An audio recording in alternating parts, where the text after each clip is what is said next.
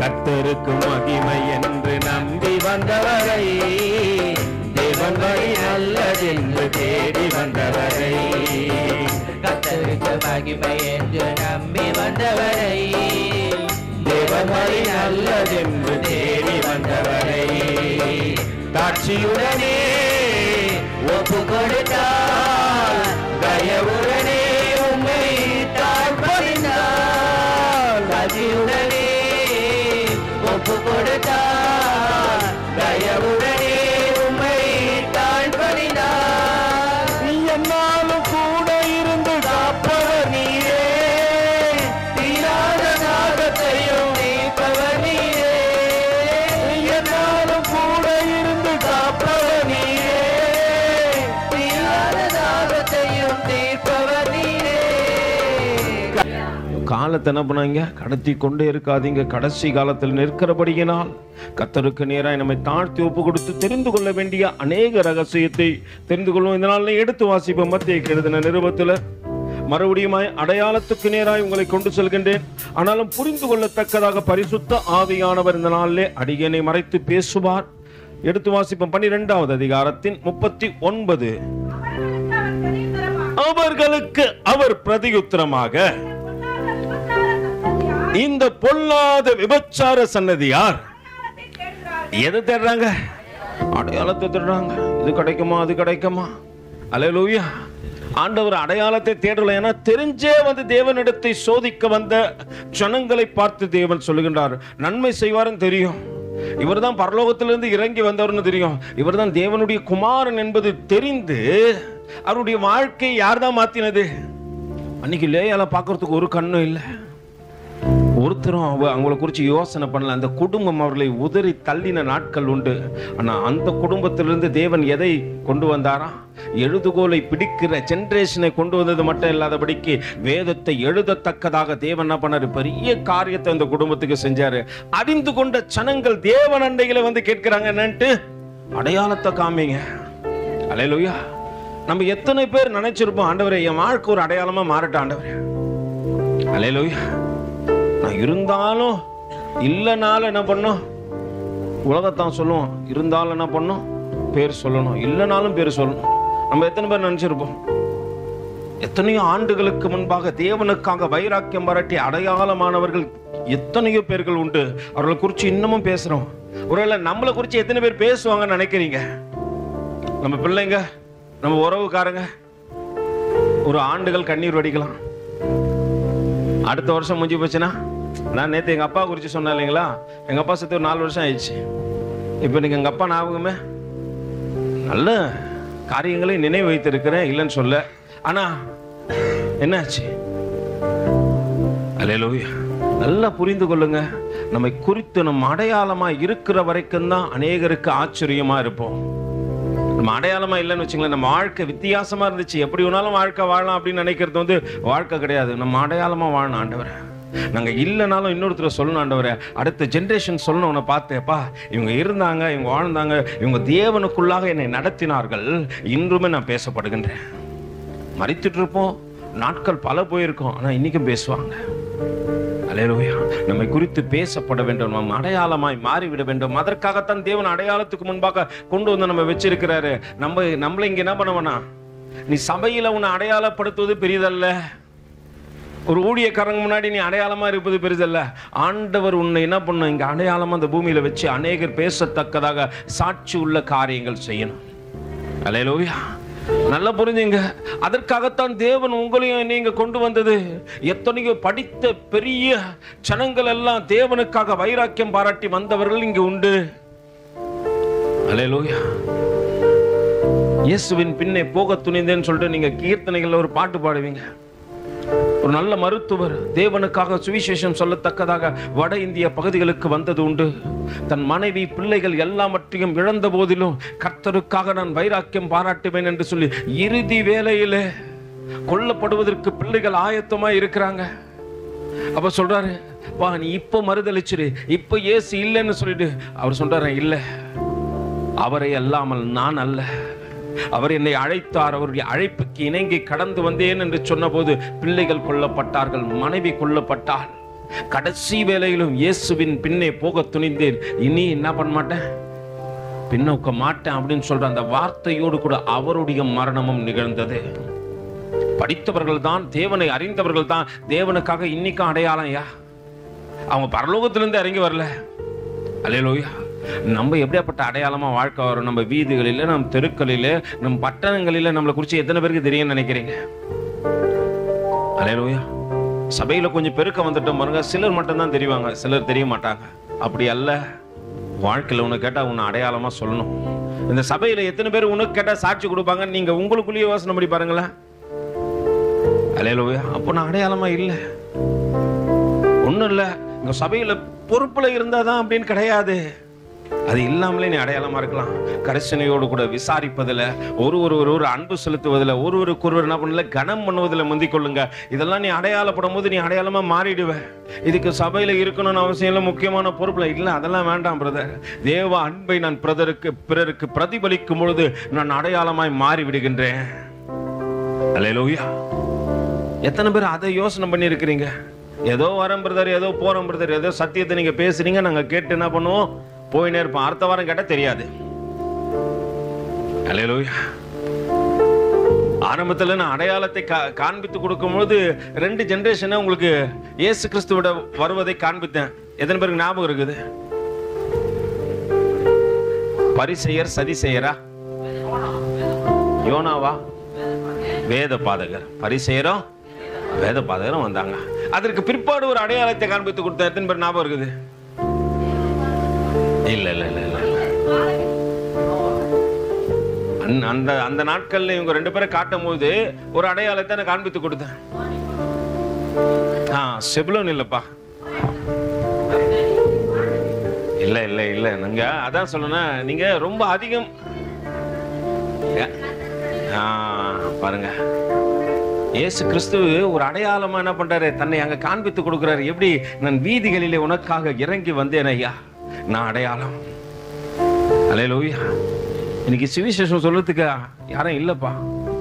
நிறைய பேர் வரவும் மாட்டேன்றாங்க. அதை குறித்து யோசனை. ஆனா எனக்காக பரலோகத்தை விட்டு எங்க இறங்கி வந்தார்? அவர் ராஜாவா பிறந்திருக்கலாம், ராஜ்ய பாரத்தை தரித்திருக்கலாம். ஆனா அதெல்லாம் இல்லாதபடிக்கு எனக்காக வீதிகளுக்கு கடந்து வந்த ஒரு நேசரை நேசிக்கத்தக்கதாக எனக்கு மனம் இல்லை. பாஸ்டம்மா சொல்லுவது நாங்க ஆரம்பத்துல ஆராதனை பார்த்திருப்பீங்க, நேரத்தை கொடுக்கறதுக்கு மனம் இல்லை எனக்கு, என்னால கலந்து கொள்ள முடியல. ஆனா எனக்காக அவர் சகலத்தையும் செய்து முடித்து விட்டார். அல்லேலூயா. இன்னைக்கு அவருக்காக என்ன பண்ண முடியல, என்னால எதையும் செய்ய முடியல, என்னால அடையாளமா ஒரு வாழ்க்கை வாழ முடியல. இருப்பது கொஞ்ச காலம் தான். 70 பலத்தின் மிகுதினால் இல்ல, நீ 120 வருஷம் கூட வாழ்ந்துட்டு போ, ஆனா நீ அடையாளமா இருக்கிறியா? அல்லேலூயா. மோசே ஒரு அடையாளம், ஓரே பர்வதம் ஒரு அடையாளம், யோனா ஒரு அடையாளம், ஆண்டவர் இந்த பூமிக்கு கடந்து வந்தது ஒரு அடையாளம், செபுலோன் கோத்திரம் ஒரு அடையாளம். ஒருவேளை ஒவ்வொரு காரியத்தையும் நம்ம அடையாளத்தை தான் தேடிக்கொண்டிருக்கிறோம். இனி நம் தெரியாதபடிக்கு வாழ்க்கை. இந்த அடையாளம் எதுக்கு? நீ அடையாளமாய் மாற வேண்டும் என்பதற்காக ஆண்டவர் அடையாளப்படுத்த விரும்புகின்றார்.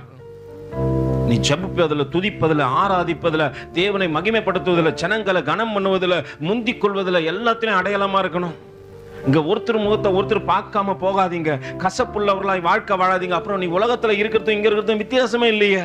நீ தேவனுக்குள்ள வந்ததுல என்ன உனக்குள்ள மாற்றம் இருக்குதுன்ட்டு முதல்ல உன்னை பாரு. ஆண்டவரே, ஒரு நோட்டு எடுத்துக்கோ, நான் கிறிஸ்துவுக்கு முன்னும் கிறிஸ்துவுக்கு பின்னும் எப்படி இருக்கிறேன்னு பாரு. ஒருவேளை உன் குணாதிசயம் அப்படியே இருந்துச்சு, ஆண்டவரே இதை மாற்றத்தக்கதாக காரியத்தை என் வாழ்க்கையில கொடுங்க ஆண்டவரே. அரவணைப்பதற்காகத்தானே என்னை அழைத்து வந்தீர். எங்கேயோ அலைந்து கொண்டிருந்த என்னையும் தெரிந்து கொண்டீரே. உன் அன்பு தெரியாத நாட்கள் இருந்தது உண்டு ஆண்டவரே. இன்று உன் அன்பு தெரிஞ்சு நான் மாற்ற இல்லாத ஒரு வாழ்க்கை வாழ்றேன்னு அரவணைக்க கற்றுக்கொள்ளுங்கள். அதுவே அடையாளம். ஒருத்தர் நீங்க இல்லாதமோ சொல்லுவாங்க, அன்னைக்கு நான் வர சொல்ல என்னை யாரும் அந்த சபையில பார்க்கலப்பா, ஆனா ஒரு மனுஷன் பார்த்தான், ஒரே ஒரு மனுஷன் பார்த்தான். வா தம்பி, பரவாயில்ல உட்காருங்க. ஒரு அண்ணன் பார்த்தா, ஒரு தம்பி பார்த்தான். பவுல் அப்போஸ்தலன் வரும்பொழுது எல்லாம் ஏற்றுக்கொள்ள மறுத்துட்டாங்க. ஆனா பர்னபான்ற ஒரு மனுஷன் அவனை ஏற்றுக்கொண்டான். அவனுக்கு அடையாளமாய் மாறி போனான். சபை தள்ளிவிட்டது, அப்போஸ்தலர்கள் தள்ளிவிட்டார்கள், ஜனங்கள் ஏற்க மறுத்து விட்டார்கள். ஆனால் ஒரு மனுஷனோ, நீ தேவனுடைய மனுஷன் என்பதை நான் ஏற்றுக்கொள்கின்றேன் என்று சொல்லி அவரை இணைத்துக் கொண்ட போது பவுல் என்று பேசப்பட்டார். பவுல் எந்தெந்த இடத்துல எல்லாம் பேசப்படுறாலும் அங்கெல்லாம் பர்னபாவுடைய நினைவுகள் இருக்கத்தான் செய்யும். அல்லேலூயா. நம்மளுக்கு தெரியாது பிரதர், நம்ம அரவணைக்கிற இடத்துலயும் இல்லை, அன்பு காட்டுற இடத்துலயும் இல்லை, நம்ம குணாதிசயமும் மானமும் இல்லை, நான் அடையாளமா வாழவும் இல்லை. அல்லேலூயா. நம்மளுடைய அடையாளத்தெல்லாம் கேட்டு பாருங்களேன், உலகத்துல கேட்டு பாருங்களேன், நம்மளுடைய அடையாளத்தில் நல்ல லிஸ்ட் போட்டு கொடுப்பாங்க. ஒரு தேவ மனுஷனுக்குள்ள ஒண்ணு இல்லை, உன்னை சார்ந்தவன் பக்கத்துல இருக்கிற ஒரு சகோதரனிடத்துல சகோதரிடத்திலே, பிரதர் எனக்கான அடையாளம் என்ன என்று கேட்டு பாருங்களேன், என்ன சொல்றாங்க பாப்போம்? ஒன்னும் சொல்ல மாட்டாங்க. உனக்கான அடையாளம் என்ன? இங்க தனிய விசேஷித்தது மாதிரி என்ன அடையாளத்துல இருக்கிற பாரு. ஒரு அடையாளமும் இல்லை பிரதர். அடையாளத்தோடு வாழத்தக்கதாகத்தான் தேவன் உன்னை தெரிந்து கொண்டார். பக்கத்துல கை கொடுத்து கேட்டு பாருங்க, பிரதர் என்ன குறிச்சு நீங்க என்ன ஒரு அடையாளம் சொல்லுங்களேன். என்ன சொல்லுவாங்க? ஆவிக்குரிய அடையாளம் எதுனா சொன்னாங்களா? ஐயோ பிரதர் பயங்கரமா அது பிரதர் இது, அதெல்லாம் இல்லை பிரதர், அதெல்லாம் அழிந்து விடும். நான் பார்க்குற அநேகர் என்ன பண்ணிட்டாங்க, அடையாளம் அடையாளம். ஒருவேளை உலகத்தின் அடையாளங்கள் அழிந்து போனது உண்டு, உன்னத தேவன் கொடுத்த ஒரு அடையாளமும் இன்னைக்கு அழிந்து போல. அல்லேலூயா. அங்கே ஜனங்கள் அடையாளத்தை கேட்கின்றார்கள். தேவனை அல்லாமல், யோனாவை அல்லாமல் அடையாளம் இல்லை என்று சொல்லி தேவன் அங்கே சொல்வது மட்டும் இல்லாதபடிக்கு இன்னொரு காரியத்தையும் தேவன் அங்கே சொல்ல விரும்புகின்றார். என்னமா? வாசிங்கம்மா. ஆனாலும் யோனா தீர்க்கதரிசியின் அடையாளமே அன்றி வேறு அடையாளங்கள் இல்லை, கொடுக்கப்படவில்லை. யோனா அதனால்தான் எத்தனையோ வருடங்களுக்கு முன்பாக யோனா எங்க போனா? மீனின் வயிற்றுக்குள்ளே போனான். அவன் 3 நாள் அந்த இருதயத்தின் சத்தத்தை கேட்டு எப்படி ஜீவனோடு கூட இருந்தானோ அதே காரியங்கள் பூமியின் இருதயத்திலே 3 நாட்கள் நேசகுமாரன் மறைக்கப்பட்டார். இருதயத்தின் சத்தங்களை எல்லாவற்றையும் கேட்டார். அல்லேலூயா. ஆவிக்குரிய நீ கண்கள்ல பார்த்தோன்னு வச்சுக்க, மாம்சத்துல மரிச்ச ஒரு இருதயமும் துடிக்கல. ஆவிக்குரிய வாழ்க்கையில வைராக்கியம் பாராட்டி எல்லாம் மரித்து போன இருதயத்தின் சத்தத்தையும் தேவன் கேட்டுக்கொண்டு இருக்கிறார். அவர் அங்கே கல்லறையில் இருந்து எழுந்த போது அநேக பரிசுத்தவான்களுடைய கல்லறைகள் பிளக்கப்பட்டது, அவர்கள் எடுக்கப்பட்டார்கள் என்று வேதம் சொல்லுகிறது. மரித்தாலும் உயிரோடு கூட இருப்பாயா? அடையாளமா இருக்கிறவன் அவனுக்கு ஒரு நாளும் மரணம் வரப்போவதில்லை. அவன் எடுத்துக் கொள்ளப்படுவான். பரலோக வீட்டிலே என்னாலுமே உயிரோடு கூட இருப்பான். அப்படியாப்பட்ட அடையாளமா நம்ம மாறணும் பிரதர். இருக்கிற நாள்ல எது இருந்தோம், தின்னோம், செத்தோம். அல்லேலூயா. நல்லா புரிஞ்சுக்கலாம். இந்த பூமியில இருக்கும்போது நம்ம நினைப்போம், பிரதர் எங்களுக்கு ஒரு பிரம்மாண்டமான ஒரு சின்ன வீடா கட்டினா கூட அதுல பிரம்மாண்டம். அல்லேலூயா. நான் என்ன பண்ணோம் உங்களுக்கு தெரியாது இல்ல போல இருக்கு. கொஞ்ச நாட்கள் முன்னாடி, கொஞ்ச நாள்ல கொஞ்சம் ஆமா, ஒரு போன வாரத்துல ஒரு பெரிய பூமி அதிர்வு வந்தது. 1700 ஜனங்கள் செத்து போனாங்க. 1700 பேருக்கு மேல இன்னும் அந்த சடலங்களை தேடிக்கொண்டே இருக்கிறாங்க. அவர்கள் பெரிதாய் உயரமாய் கட்டி வைத்த பெரிய பெரிய மாளிகை போல இருக்கிற பில்டிங் எல்லாம் பூமிக்கு இரையாகி போனது. மனிதன் அசைக்கவே முடியாது என்று நினைத்த எல்லா காரியங்களும் மண்ணோடு மண்ணாய் போனது. நம்ம எதை சேர்த்து வைக்கிறோம்? நீ ஒரு நாள் பரலோக வீட்டுக்கு போவ, பரலோக ராஜாவை பார்ப்ப. அன்னைக்கு நீ போய் தங்கி தாவரிக்கத்தக்கதாக எதையாகிலும் சேர்த்து வைக்கிறியா? உன் பொக்கிஷம் எங்கே இருக்கிறதோ அங்கேயே உன் இருதயம் இருக்கு என்று வேதம் சொல்லுகிறது. உங்க எல்லாருடைய பொக்கிஷமா எது சொல்லுங்க? இந்த பூமியில அதை சேர்க்கணும் பிரதர், இது சேர்க்கணும் பிரதர். எதை சேர்த்து எதை எடுத்துட்டு போவ? அல்லேலூயா. நான் போட்டுனுங்கிற உட கூட மண்ணோடு மண்ணாய் மக்கி போகலாமே தவிர இதை எடுத்து நான் எங்க போக முடியாது. ஆனா என்னை அலங்கரித்துக் கொள்ள, என்னை அழகுபடுத்திக் கொள்ள, சகல காரியத்தையும் எனக்காக சேர்த்து வைத்துக் கொள்ள அநியாயக்காரன் எல்லாத்தையும் சேர்த்து வைப்பான்பா. ஆனா அவனால அதை எடுத்து கொண்டு போக முடியாது. அல்லேலூயா. நீ உனக்காக எதை எங்கே சேர்த்து, அழியாத பொக்கிஷங்களை பரலோகத்திலே சேர்த்து வையுங்கள் என்று சொல்லி வேதம் சொல்லுகிறதே. நீ செய்கிற ஒவ்வொரு ஊழியத்தின் நேரமும் சரி, ஒவ்வொரு ஆத்ம சந்திப்பும் சரி, அங்கே பரலோகத்தில் அடையாளமாய் மாறப்பட்டு கொண்டிருக்கிறது. அந்த அடையாளங்கள் நீ என்னைக்கு அந்த வீட்டுக்கு போனாலும் அல்லேலூயா. அங்க மன நிறைவையும் சந்தோஷத்தையும் சமாதானத்தையும் கொடுத்துரும். அங்க தேவன் உனக்காக கட்டி வைத்திருக்கிற அந்த மாளிகையிலே உன்னை அடையாளப்படுத்தி காண்பித்து விடும். இவர்கள் பூமியிலே இருக்கும் பொழுது தேவனுக்காக வைராக்கியம் பாராட்டி சகல காரியத்தை செஞ்சாங்க பிரதர். தங்களுக்கென்று நேரத்தை ஒதுக்கிக் கொள்ளாதபடிக்கு தங்கள் சந்தோஷத்தை இழந்தாலும் பரவாயில்ல, கர்த்தரை சந்தோஷப்படுத்துவது எங்கள் காரியம் என்று சொல்லி வாழ்க்கை வாழ்ந்தாங்க. உனக்காக உள்ள அநேகர் சாட்சி கொடுப்பாங்க. உன்னை வெல்கம் பண்ணத்திற்காக அநேக பரிசுத்தவான்கள் அங்கே நிற்பாங்க. எத்தனை பேர் யோசனை பண்ணிருக்கிறாங்க, உனக்காக ஆபிரகாமும் மோசேயும் அங்க நின்று இந்த பூமியில வாழும் பொழுது கர்த்தருக்காக வைராக்கியம் பாராட்டி எழும்பினவர்கள் இவர்கள் என்று சொல்லி உன்னையும் என்னையும் பார்ப்பதற்காக பரிசுத்தவான்கள் நிற்கிற அந்த நினைவுகளுக்குள்ளாக கடந்து போய்பார். இங்கு வாழுற வாழ்க்கை நீ அடையாளமா மாற்றிக் கொள்ளுவ. அல்லேலூயா. ஆனா நீ அதை அறிந்து கொள்ள கூடாதபடியினால் தான் என்ன பண்ற, உலகத்துல இன்னும் ஒரு சத்தம் கேட்குது, இருதயத்துல ஏதோ ஒரு காரியம் நடக்குது பிரதர், ஆனாலும் மாற்றம் வரல. நீ உன்னை அடையாளமா மாத்திக்க விரும்பல. நீ விரும்பாத வரைக்கும் உலகத்தை தேடிக்கொண்டே இருப்ப. உலகத்தில் உள்ள செல்வங்கள், பொக்கிஷங்கள், பொன்னும் பொருளும் எல்லாத்தையும் தேடி தேடி ஒரு நாள் ஆஞ்சி ஓஞ்சி அன்னைக்கு அமர்ற அன்னைக்கு கர்த்தரும் பக்கத்துல இருக்க மாட்டாரு. அன்னைக்கு நீ அடையாளமா இருக்க மாட்ட. நீ சேர்த்து வைத்த பொன்னும் பொக்கிஷங்களும் உன்னை ஒரு நாள் அந்த பூமியில அடையாளப்படுத்தாது. சகல செல்வங்களும் சகல காரியங்களும் இருந்த சாலமோனின் இறுதி வாழ்க்கை எப்படி இருந்தது என்று நீங்கள் தேடி பாருங்கள். அது அடையாளமா இல்ல பிரதர். தேவன் கொடுத்த ஞானத்தை குறித்து இன்னமும் பேசுறோம். சாலமோனை குறிச்சு அவர் ஞானத்தை கொடுத்தாரு. ஞானத்தினால சகல காரியத்தையும் அவர் என்ன பண்ணாரு, ஆதாயப்படுத்தினார், சகலத்தையும் செய்தார் என்று சொல்லி அடையாளப்படுத்தி தேவன் ஞானத்தை குறித்து பேசுறோம். அவன் வாழ்க்கையின் முடிவு எப்படி இருந்தது என்று எத்தனை பேர் பேசி இருக்கிறோம். அவர் கொடுப்பது எதுக்குமே நிலையா நிற்கும் பிரதர். அவர் கொடுக்கிறது என்னைக்குமே மாறாது. ஆனால் நீ எதை சேர்த்து வச்சாலும் அது உன்னோடு கூட இருக்க போவது இல்ல. அடையாளத்தை தேடி ஆதி ஆகமத்துக்குள்ள கடந்து சென்றோம். நம்ம பார்த்த முதல் அடையாளமே என்னதான், ஆதி ஆகமத்துல நோவாவை பார்த்தோம். நோவா மூலமா ஆண்டவர் நமக்கு ஒரு அடையாளத்தை இன்னைக்கு ஞாபகப்படுத்தினார். அல்லேலூயா. வானவில்ல பார்த்தோம். பார்க்கும் போது ஆண்டவரே அழிந்து விடாதபடிக்கு என்னை காக்கத்தக்கதாக ஒரு அடையாளத்தை கொடுத்துட்ட ஆண்டவரே. அந்த அடையாளம் இன்னும் மாறல. நோவா காலங்கள் முடிந்தது, ஆபிரகாம் காலங்கள் முடிந்தது, ஈசாக்கு, யாக்கோப்பு என்று பல பரிசுத்தவான்கள் கடந்து வந்தார்கள். பல பேர் இயேசுவானவர் இந்த பூமியிலே கடந்து சென்றார். ஆனால் அன்று அவர் கொடுத்த அடையாளம் இன்னைக்கும் மாறல. இன்னைக்கும் மழையின் மேகங்கள் ஒருவேளை தோன்றக்கூடுமானால் ஏதாவது ஒரு இடத்துல நீங்க பாருங்க, அந்த வானத்தின் வில் தோன்றி விடுகிறது. அது உன்னைய என்னைய தேவனுக்கு முன்பாக நிறுத்தி அன்னைக்கு நான் கொடுத்த அடையாளம் இன்னைக்கு வரைக்கும் மாறலையான்னு சொல்லிட்டு மாறாத அடையாளமா இருக்கிறது. நம்ம வாழ்க்கை அடிக்கு ஒரு தரம் மாறுது. ஆலயத்துல இருக்கும் போது ஒரு அடையாளம், ஆலயத்தை விட்டு வெளியே போனா வேற அடையாளம். அல்லேலூயா. நான் இங்க ஒரு அடையாளம் பிரதர், அங்க போனா அது நிரந்தரம் அல்ல. நான் என்னைக்குமே நிலையா இருக்கத்தக்கதாக ஒரு வாழ்வை தேடிக்கணும். ஆண்டவரே உன்னோடு கூட செலவிடும் ஒவ்வொரு நிமிடமும் போவாது ஆண்டவரே.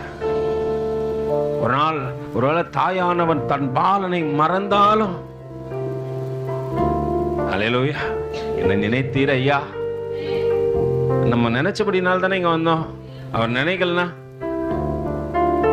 அவர் கண்கள் நம்ம மேல இல்லைன்னா நான் இங்க வந்திருக்கவே முடியாது இல்லையா. நீங்க அழைத்து வந்தவர் இதோடு நிறுத்திவில்லை. நீ அடையாளமா மாறு, நீ அடையாளமா மாறு. நீ அடையாளமா மாறும் பொழுதுதான் அநேகருக்கு ஆச்சரியமாய் மாறுவாய். நீ அடையாளமா மாறும் போது நீ ஆண்டவர்கிட்ட ஒப்பு கொடுத்து, ஆண்டவரே என்ன அடையாளமா மாத்துங்க ஆண்டவரே. நீ கேளாத ஐஸ்வர்யத்தையும் சம்பத்தையும் கணத்தையும் உனக்கு கொடுத்து கர்த்தர் உன்னை உயர்த்துவாரு. ஆனா அது மேலாம் உன் இருதயம் நிக்கவே நிக்காது. உன் இருதயம் நிக்கிறதுலாம் ஆண்டவரே உனக்கு நான் இன்னும் பிரியமா எதை செய்யணும் ஆண்டவரே. உமக்கு பிரியமானதை செய்ய எனக்கு கற்று தாரும் தெய்வமே. உமக்கு பிரியமானதை செய்ய எனக்கு கற்று தாரும் தெய்வமே. நீரே என் தேவன்,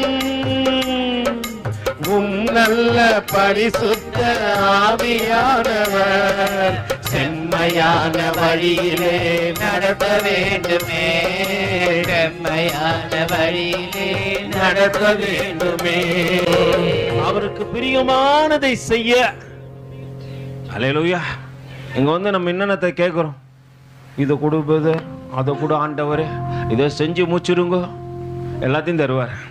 நீ கேட்காத ஐஸ்வர்யம் சம்பத்தையும் கடத்தையும் கண்டிப்பா தருவார். நீ கேட்கலனாலும் தருவார். நீ என்னைக்கு ஏசப்பா தேர்ந்து வந்துட்டியோ அன்னைக்கு உனக்கு எல்லாத்தையும் ஆயத்தப்படுத்திட்டாரு. அல்லேலூயா. நீ வந்ததற்கான காரணம் என்ன தெரியுமா? அதை பெற்றுக்கொள்வதற்காக. ஆனா ஆண்டவர் சும்மாலாம் கொடுத்துட மாட்டாரு. அல்லேலூயா. எடுத்தோடனே சும்மாவே கொடுத்துட்டு அப்படிலாம் இல்லை. சோதிச்சு பார்ப்பாரு. நீ புடமிட்ட பின்பு பொண்ணா விளங்குறியான்னு பார்ப்பாரு. சிலர்லாம் வழி அருகே விதைக்கப்பட்ட விதையை போல இருப்போம். வரும் திடீர்னு நல்லா என்ன பண்ணும்? growth ஆயிடும். அல்லேலூயா. நல்ல growth ஆயிடும். ஆனா ஒரு காரியத்தை புரிந்து கொள்ளுங்க, அவர்கள் கொஞ்ச நாள்ல காணாம போயிடுவாங்க. கற்பாறையின் மேல விதைக்கப்படுது தப்புன்னு முளைச்சு அழகா தெரிஞ்சிடும். ஆனா வேர் கொள்ளாதபடினால அது கொஞ்ச நாள்ல என்ன ஆயிடும்? டவுன் ஆயிடும். நம்ம வாழ்க்கை அப்படி இருக்கக்கூடாது. நல்ல நிலத்துல விதைக்கப்பட்ட பிரதர், நான் 30, 60, 100மா நான் செத்தாலும் நீ என்ன பண்ண முடிவு பண்ணின? நான் 30 பேர்னாச்சும் ஆத்மாவை கொண்டு வரணும், இல்ல 60 ஆத்மாவனாச்சும் கொண்டு வரணும், இல்ல 100 பேராச்சும் கொண்டு வரணும். நான் செத்தா சொல்லணும். நீ செத்தா அவங்க நிக்கணும் இவங்க நிக்கணும் பார்க்காத. நீ உன்னால ரட்சிக்கப்பட்ட ஜனங்க நிக்கணும் நினை. அது சொல்ல சாட்சியா உனக்கு. அல்லேலூயா. நல்லா போய் பாருங்க. ஒவ்வொரு பரிசுத்தவான்களுடைய மரணத்துல நிறைய பேர் நின்று சாட்சி கொடுப்பாங்க. நம்ம செத்தா எல்லாம் வந்து கண்ணீர் வடிப்பாங்க. எதுக்கு சொல்லுங்க? இப்ப நாச்சு செத்திய. அல்லேலூயா. ஏன்னா நம்ம வாழ்க்கை அந்த நிலையில் தான் இருக்குது. எத்தனை பேர் நம்மளுக்கு சாட்சி கொடுக்குறாங்க? அக்கா இருக்கும் பொழுது என்னை ரட்சிப்பதற்காக அனுதினமும் எனக்கு போன் செய்து ஜெபம் செய்தாயா, துதி செய்தாயா, சபைக்கு போனாயா என்று கேட்டீர்களா? அல்லேலூயா. இல்ல அன்னை இருக்கும் பொழுது அனுதினமும் வாடா தம்பி நம்ம சர்ச்சுக்கு போய் ஏசப்பாட்ட பேசலாம்னு சொல்லிட்டு சொன்னாயா? நம்ம இப்பயே முடிவு பண்ணிப்போம், நம்ம செத்தா இவங்களா இருந்து நம்மளை தூக்கி போட்டுடணும். எவனா தூக்கி போறான்? செத்த பிறகு எவன் தூக்கி போட்டா என்ன உன்ன? எவன் தூக்கி போட்டாலும் குழியில் தானே தூக்கி போட போறான். குப்பத்தட்டில நம்மளை தூக்கி போட போறான் போயிட்டு. அல்லேலூயா. ஒரு ஊழியக்காரர் என்கிட்ட சொல்லுவாரு, அனுதினமும் சந்திக்கிற ஒரு ஊழியக்காரர் ஒருத்தர் இருக்கிறார். அவர் சொல்லுவார், ஐயா ஒரு குடும்பத்துல ஒரு அம்மா வேறு புற மதத்துல இருந்து வந்த அம்மா சபைக்குள்ள வந்துட்டாங்களாம். அவங்க வந்து சொல்லிக்கிறாங்க, ஐயா எனக்கு யாரும் இல்லை, சொந்தம் என்று சொல்லிக்கொள்ள ஒருத்தரை இல்லை. சொல்லிட்டு அந்த அம்மா சொல்லிச்சான், நான் செத்தா நீ தயா எடுத்து போடணும். நான் டப்புன்னு திரும்பி பார்த்தேன், என்ன நம்ம கிட்ட வந்த அதே வார்த்தை அப்படின்னு சொன்ன அம்மா, எனக்கு ஞானஸ்தானம் குத்துருங்கய்யா, நான் ஏசப்பாக்குள்ள வந்துடுறேன். அவர் உடனே மன சந்தோஷம். நம்ம ஆளுதான் ஒரு பாவி ரட்சிக்கப்பட்டாலும் என்ன பண்ணும்? பரலோகமே சந்தோஷம் பண்ணா நம்மளுக்கு என்ன வந்துடும்? ஒண்ணு சந்தோஷம் தாங்க.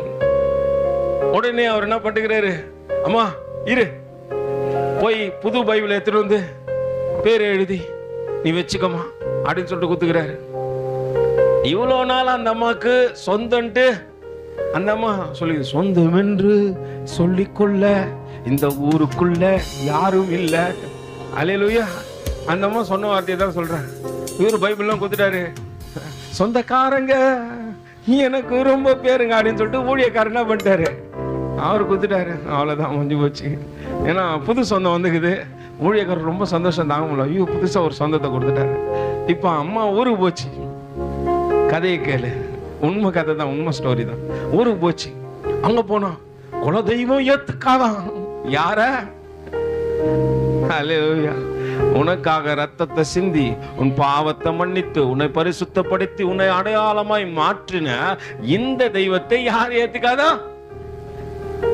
அவ்வளவுதான், தெய்வம் ஏத்துக்காது. நீ இதுக்கு மட்டும் எங்க போக கூடாது. இப்ப அந்த அம்மா இதெல்லாம் சொன்னோன்னே என்னாச்சு, அங்க உடனே அங்க ரியாக்ஷன் நடக்குது. மறுநாள் வந்துக்குது, ஐயா எங்க குல தெய்வம் ஏத்துக்காதான், எங்க சொந்தக்காரங்களாம் சொல்லிட்டாங்க, இனி நான் சர்ச்சுக்கு வர மாட்டேன். அவரு எவ்வளவு பேசிக்கிறாரு, கன்வின்ஸ் பண்ணிருக்கிறாரு. அந்த அம்மா ஒரு நாள் ரகசியமா வந்து அவர் கொடுத்த பைபிளை வச்சுட்டு போயிட்டு உள்ள வந்து ஊழியக்காரர் பார்த்தாரு. ஒரே ஆச்சரியம், இந்த பைபிளை எங்கேயோ பாத்துக்கிறோம்னு புரட்டி பாத்துக்கிறாரு. பார்த்தோன்னே அம்மா பேரு, நான் திரும்பவும் போராடுறேங்கய்யா, அந்த ஆத்மா எப்படியாவது ரட்சிக்கப்படாதா? உன்னை அடையாளப்படுத்துவதற்காக தான் ஆண்டவர் ஊழியக்காரனை வச்சு என்ன பண்றாரு. ஆனா அப்படியாப்பட்ட இடத்துல இருங்க, நீ அடையாளமா மாறி போவ. சத்தியத்தை சொல்லுகின்ற இடத்துல காது கொடுத்து கேட்க மாட்டேன், நீ எப்ப பாரு திட்டிகிட்டே இருக்கிறாரு. அல்லேலூயா. கேரளா பகுதியில் ஒரு சாட்சி ஒன்று சொல்றாங்க. கேரளா பகுதியில் நடந்த ஒரு விஷயம். ஒரு கொத்தனார் ஒருத்தர், அவர் எல்லா கான்ட்ராக்ட் எடுத்து நிறைய வீடுகள் எல்லாம் கட்டி கொடுத்து கொண்டு இருந்தாரு. அப்போ அந்த ஊர்ல இருக்கிற ஒரு வயதான ஒரு 75 வயசு இருக்கு அந்த அம்மாக்கு. அந்த அம்மா தேவன் மேல ரொம்ப அன்பு, பயங்கர அன்பு. அந்த அம்மா என்ன பண்ணுச்சு, அவங்களுக்கு தெரிஞ்ச எல்லாருக்கும், அந்த அம்மாவுக்கு தெரிஞ்ச எப்படியாவது யாராவது ரட்சிக்க பண்ணோம். அதனால என்ன பண்ணுவோம், நம்ம இடத்துல இருக்கிற கொஞ்சம் குறை காசுகள்லாம் வச்சு கொஞ்சம் பைபிளை வாங்கி எல்லாருக்கும் கொடுப்போம் அப்படின்னு சொல்லிட்டு அந்த அம்மாவுக்கு இதே வேலை தானே. ஒருத்தருக்காக கொடுத்துட்டே வரோம். அவருக்கு அன்னைக்கு போய் என்ன பண்ணுச்சு, அந்த மனுஷன் அந்த போசலோ இந்த கொத்தனார் என்ன பண்றாரு, வேலையை வச்சு வாங்கினே இவரு ஒரு இடத்துல வேலை செஞ்சுக்கிறாரு. அவரை பார்க்குது, தம்பி உங்க பேருண்ணா? அம்மா என் பேர் சீனிவாசன். அந்த அம்மா உடனே என்ன பண்ணு, தன்னிடத்துல பையில இருக்கிற இந்த பைபிளை எடுத்து, சீனிவாசன் இவருக்கு நான் இன்னைக்கு பைபிள் கொடுத்துக்கிறேன், ஏசப்பா கண்டிப்பா இவரை ரட்சிப்பாரு அப்படின்னு சொல்லிட்டு என்ன பண்ணிச்சான், அந்த பைபிளை தம்பி இதை படிப்பா அப்படின்னு சொல்லிட்டு அந்த அம்மா போயிட்டு அவர் மறைச்சு பார்த்துக்கிறாரு. இதே வாழ்தான் போல இருக்கு. அடுத்த கல் வைக்கிறதுக்கு பதிலா தன்னிடத்துல கொடுத்து என்ன பண்ணாரா, பைபிளை வச்சுட்டாரா. வச்சு அது மேல இன்னொரு கல்லை வச்சு சிமெண்ட் போட்டு பூசிட்டாரு. இப்ப காலங்கள் கடந்து போன, நாட்கள் ஓடி போயிடுச்சு. சீனிவாசன் கொஞ்சம் பெரிய ஆளா ஆகி அதுக்கப்புறம் நிறைய காரியங்கள் இழந்து இன்னைக்கு வீதிக்கு வந்துட்டாரு. அங்க ஒரு பெரிய பூகம்பம் வந்தது, எல்லா வீடுகள் இடிக்கப்பட்டது. அந்த பகுதியை பார்ப்பதற்காக அந்த தேசத்து கலெக்டர் வராரு. எத்தனை வீடுகள் இடிபட்டிருக்கு, எத்தனை வீடுகளுக்கு நடுவில் இடிபாடுகள்ல ஜனங்கள் எவ்வளவு இழந்துட்டாங்க அப்படின்னு சொல்லிட்டு பார்ப்பதற்காக வரும்பொழுது அந்த சீனிவாசன் கட்டி கொண்டிருந்த அந்த வீட்டு பகுதிக்கு அவர் வருகிறார். நடக்கின்ற காரியத்தை பாருங்க. அந்த வேத புத்தகம் அந்த கல்லுக்கு நடுவில் புதைக்கப்பட்டிருப்பதை அவர் பார்க்கிறார். இதுனா வித்தியாசமா ஏதோ ஒரு காரியம் உள்ள புதைக்கப்பட்டிருக்குது என்று சொல்லி அதை கீழே குடிஞ்சு அதை உடைச்சு அந்த வேத புத்தகத்தை எடுத்து பார்க்கிறாரு. அது வேத புத்தகத்துவம் என்பதை அறிந்த போது அவர் தன்னிடத்தில் எடுத்துக்கொண்டு வீட்டுக்கு போயிட்டு சும்மா படிக்கிறாரு.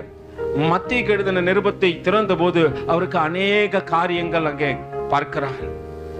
யோவான் புத்தகத்தை திறந்து பார்க்கிறாரு. தேவன் செய்த முதல் அற்புதத்தை அங்க பார்க்கிறாரு. ஓ, இப்படியாப்பட்ட ஒரு தெய்வம் உண்டா என்று அந்த புத்தகத்தை படிக்க வாசிக்க ஆரம்பித்த அவர் ரட்சிக்கப்பட்டார். அந்த புத்தகத்தை கொண்டு போய் எல்லாருக்கும் என்னாச்சு, தேவனை குறித்து சொல்ல வேண்டும் என்று சொல்லி அந்த மனுஷன் நினைத்து தன்னுடைய லீவு நாட்கள் எல்லாம் போயிட்டு சுவிசேஷம் சொல்லுவாரா.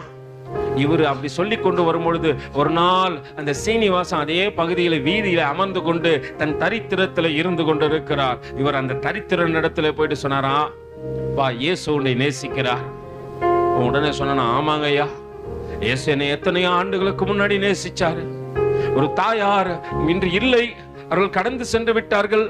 ஆனால் அவர்கள் கொடுத்த ஒரு வேத புத்தகத்தை நான் எடுத்து சிவர் பகுதியிலே வைத்து பூசின நாட்கள் உண்டு என்று சொன்னபோது இந்த கலெக்டர் உடனே விழித்து பார்த்தாராம். எங்கே புதைத்து வைத்தார்?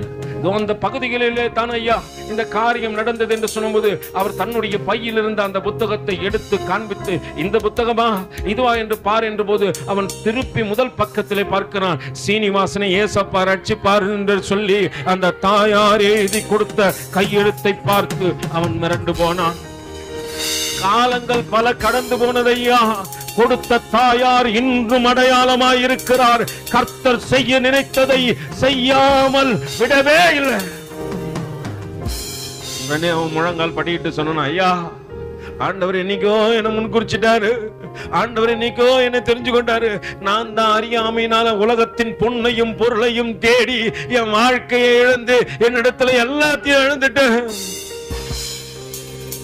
நீ வா, கர்த்தர் உன்னை முன்குறிச்சார் என்று சொல்லி அந்த சகோதரனோடு கூட இணைந்து அவர் ஊழியம் செய்ய ஆரம்பித்தார். கர்த்தர் அவர் தலையை உயர்த்தினார். நல்லா புரிஞ்சுங்க, ஒரு தாயாருனால என் வயது முதிர்ந்து போச்சு, என்னால ஒன்னும் செய்ய முடியாதுன்னு நினைக்காதீங்க. இருக்கிற நாட்கள்ல நான் அடையாளம், இருக்கிற நாட்கள்ல நான் அநேகருக்கு ஆசீர்வாதமா இருப்பேன், இருக்கிற நாட்கள்ல தேவனுக்கு பிரியமா வாழ்க்கை வாழ்வேன். நான் தேவனால் தெரிந்து கொள்ளப்பட்ட மகன் மகள் என்று நீ உன்னை அடையாளப்படுத்த கூடுமானால் நிச்சயம் பரலோகத்திலே உன் கணக்கு மிகுதியாய் இருக்கும். அல்லேலூயா. இங்க நடக்கின்ற காரியத்தை பாருங்க. நம்ம அடையாளத்தை தேடி எங்கேயோ அலைந்து கொண்டிருக்கிறோம். அது இல்ல பிரதர், உன்னை தேடி தேவன் வந்ததே ஒரு அடையாளம் தான். ஆதியாகமத்துல நம்ம பார்த்த அடையாளம் இன்னும் மறையல. யாத்ராகமத்துக்குள்ள கடந்து சென்றோம். ஆண்டவர் மோசேயை தெரிந்து கொண்டு ஓரேப்புக்கு முன்பாக கொண்டு வந்து நிறுத்தினதும் பெரிய அடையாளமா இருந்தது. அதையே யாத்ராகமத்துக்கு எழுதின 3வது அதிகாரத்தின் முதல் வசனத்திலிருந்து வாசிங்கம்மா. மோசே மீதியான் தேசத்து ஆசாரியனாய் இருந்த தன் மாமனாகிய எத்ரோனின் ஆடுகளை மேய்த்து வந்தான். அவன் ஆடுகளை வனாந்தரத்தின் பின்புறத்திலே ஓட்டி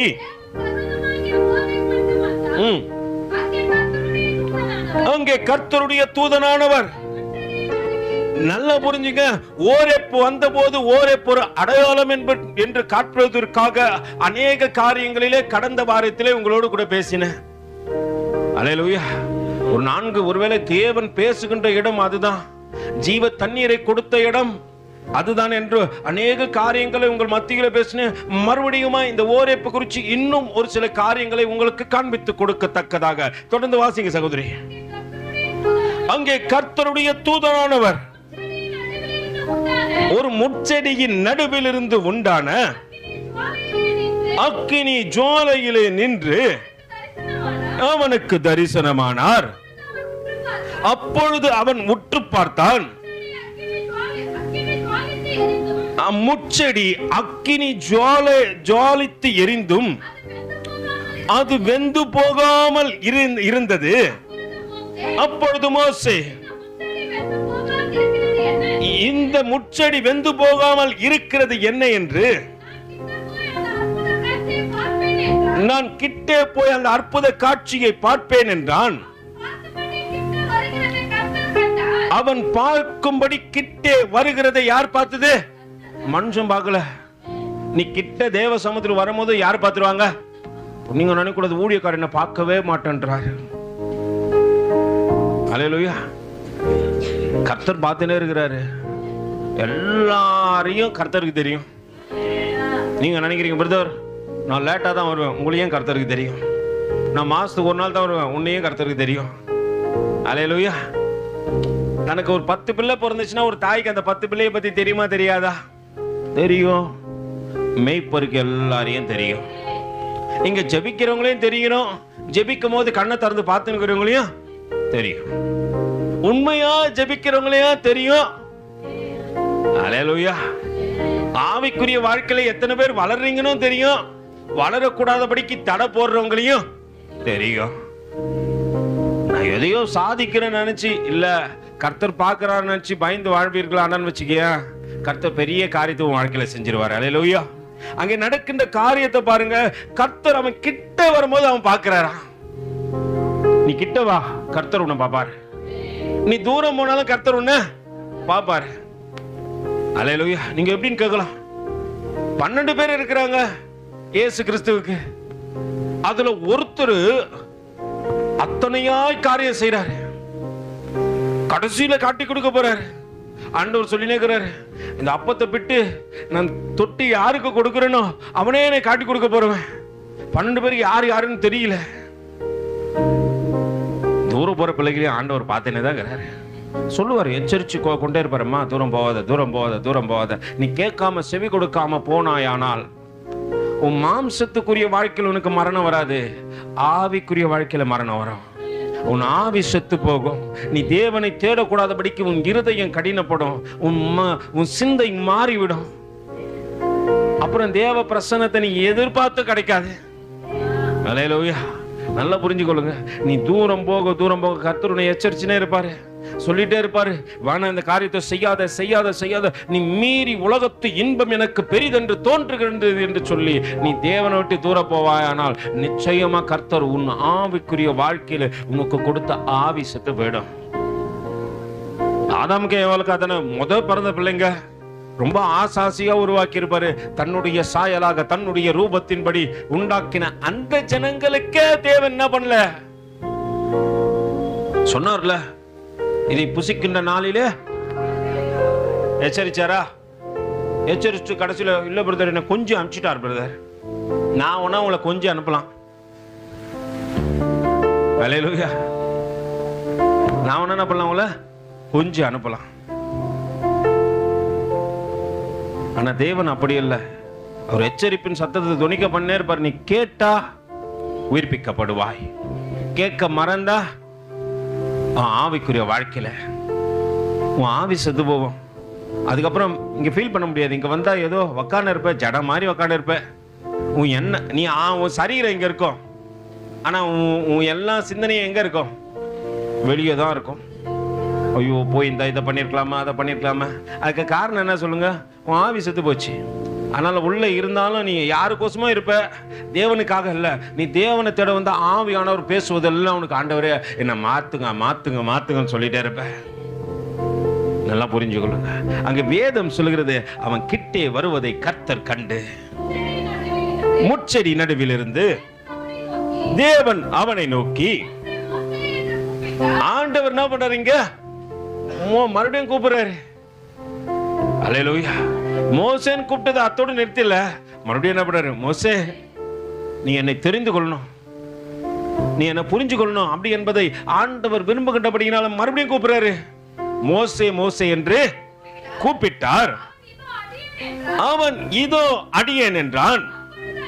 அப்பொழுது அவர், இங்க என்ன பண்ற, கிட்டி சேராயாக, உன் கால்களில் இருக்கிற முதல்ல எதை கழட்டு, எதை கட்டணுமோ அதை கழட்டு பிரதர். நீ அதெல்லாம் கழட்ட மாட்டேன் பிரதர். நான் இங்க கர்த்தர் அப்படிலாம் கிடையாது. சரியில்லைன்னா வானா, எனக்கு எனக்கு எனக்கு இதெல்லாம் பிரியம் பிரதர், இதெல்லாம் போட்டு தான் நான் இருப்பேன்னா கர்த்தருக்கு நீ பிரியம் இல்லாதவன். கர்த்தருக்கு பிரியம் இல்லாதவன் ஆவிக்குரிய வாழ்க்கையில என்னைக்குமே வளரவே முடியாது. நீ என்னதான் பண்ணி பாரு. நீ முதல்ல கட்ட வேண்டியது, ஆண்டவரே உனக்கு பிரியமில்லாத காரியத்தை நான் கட்டி போறேன் ஆண்டவரே. மோசே இருந்தாலும் ஆண்டவர் இதை சொல்லுவார். மோசே பிரதான் தான். ஒருத்தர் 2 பேரை நடத்தலப்பா, 6 லட்சம் ஜனங்களை நடத்த போறான். எத்தனை பேர், 6 லட்சம் பேர் நடத்த போற மோசேக்கு தேவன் கொடுக்கிற முதல் காரியம்னா, முதல்ல உன் பாதத்தில் இருக்கிற பாத ரட்சிக்க. ஃபர்ஸ்ட் நீ இருக்கிற இடம் பரிசுத்தம். அந்த பரிசுத்தத்துல நீ என்ன பண்ணக்கூடாது, நீ வெள்ளை பேப்பர் நடுவுல வந்து புள்ளியாக நிக்க கூடாது. வெள்ளை பேப்பரோடு கூட நானும் என்னவா மாறிடணும், வெள்ளையா மாறிடணும். அதற்காக தான் தேவன் அழைப்பு கொடுக்கிறார். நான் உலகத்தில் இருக்கும்போது எப்படி ஒன்னாலும் இருந்திருக்கலாம், ஆனா உன்னத தேவனுக்குள்ள வரும்போது நான் ஒரு காரியத்தை சொன்னேன், பாக்கியமான சேவையிதே பாதம் பணிந்து செய்திடுவேன். பாக்கியமான சேவையிலே அன்பின் மனத்தாழ்வை உண்மையும் காத்து ஆண்டவரை அடைவேன். நம்மளாம் எதை தேடி ஓடிக்கொண்டிருக்கிறோம் சொல்லுங்க? ஆடம்பரங்களும் மேட்டிமைகளும் நம்ம வாழ்க்கையை மாத்திரம் நினைக்கிறீங்க. நான் பாவத்திலே தான் இருப்பேன். ஆடம்பரம் வரட்டும், அநேக காரியங்கள் வரட்டும், நான் பாவத்திலே தான் இருப்பேன். ஆனா எப்போ பரிசுத்தம் உள்ள வருதோ என் பாவ வாழ்க்கை மாறும். அந்த பரிசுத்தம் உள்ள போது நான் நீதியை செய்யறேன்னா அநீதியை செய்யறேனான்ட்டு எனக்கு ஆவியானவர் சொல்லிக்கொண்டே இருப்பார். ஆனா பணமும் பொக்கிஷமும் செல்வமும் என் பாவத்தை எனக்கு சுட்டி காட்டாது, என் பாவத்தை எனக்கு நிறுத்தாது. அது நீ பாவத்துல வாழ்க்கை வாழணும்னு சொல்லாது. ஆடம்பரங்கள் மேட்டிமைகள் ஆசபாசங்கள் பெருகிடுவே. ஆடம்பரங்கள் மேட்டிமைகள் ஆசபாசங்கள் பெருகிடுவே. ஆயிரம் ஆயிரமே நரக வழி போகின்றாரே. ஆயிரம் ஆயிரமே நரக வழி போகின்றாரே. நீரே அல்லாமல் யாரும் மீட்க ஆண்டவரே இறங்கும். நீரே அல்லாமல் யாருண்டு மீட்க, ஆண்டவரே இறங்கும். மீட்பதற்கு அவர் மட்டும்தான். ஆடம்பரமும் பொண்ணு பொருளை என்ன பண்ணாது? மீட்காது. என் பாவத்தை எனக்கு சுட்டி காட்டவும் காட்டாது. ஒருவேளை பணம் வந்துட்டு பிறகு ஆள் மாறிடுவான். தாழ்மை இருக்காது, பாத்துக்கிறீங்களா? ஆனா தேவ மனுஷன் எத்தனை தான் உயர்த்தப்பட்டாலும் அவனுக்கு ஒரு காரியம் தெரியும், இத்தனை உயரம் கொடுத்தது அவர் தானே, ஆண்டவர். அதனால்தான் இயேசு கிறிஸ்து எல்லாவற்றையும் இருந்தவரா இருந்தா கூட பரலோகத்துக்கு எடுத்துக்கொள்ளப்படுவதற்கு முன்பாக ஒரு காரியத்தை சொல்றாரு. தன்னுடைய சீஷர்களை பாதங்களை கழுவி நமக்கு கற்றுக் கொடுத்துட்டு போறாரு. உன்னை கால் கழுவுன்னு சொல்ல, நீ போயிட்டு என்ன பண்ணக்கூடாது, வாங்கப்பா உங்க காலெல்லாம் நான் கழுவுறேன், நீ அடையாளமா இரு, உன்னை தாழ்த்தி கொண்டே இரு. ஒரு காரியம் புரிஞ்சுக்க, என்னைக்குமே நான் தேவனுடைய ஊழியக்காரனா இருக்கிற அந்த நினைவு இருந்துச்சுன்னா நீ உயர்த்தப்படுவ. அதே மாதிரி ஊழியத்துல வளர வளர தாழ்மையை பார்க்கலாம். ஒரு பெரிய ஊழியக்காரர் ஒருத்தர், அந்த ஊழியக்காரருடைய மனைவி பயங்கர கோபக்காரமா, பயங்கர கோபக்காரம். பாஸ்டம்மா போல இல்லை, அவங்க அவங்க அந்த காட்டில் தான். ஒரு நாள் அந்த ஊழியக்காரரை சுற்றி அந்த சபையில இருக்கிற ஜனங்கள் எல்லாம் உட்காந்து பேசி கொண்டு இருக்கிறாங்க. ஐயா, அடுத்த கட்டம் நம்ம என்ன பண்ணலாங்க ஐயா? இந்த காரியங்கள் காலையில 10 மணிக்கு ஆரம்பிக்கப்பட்டது, அது தொடர்ந்து அப்படியே போய் கொண்டு இருக்குது. அவர் காலையில டிஃபன் சாப்பிடல.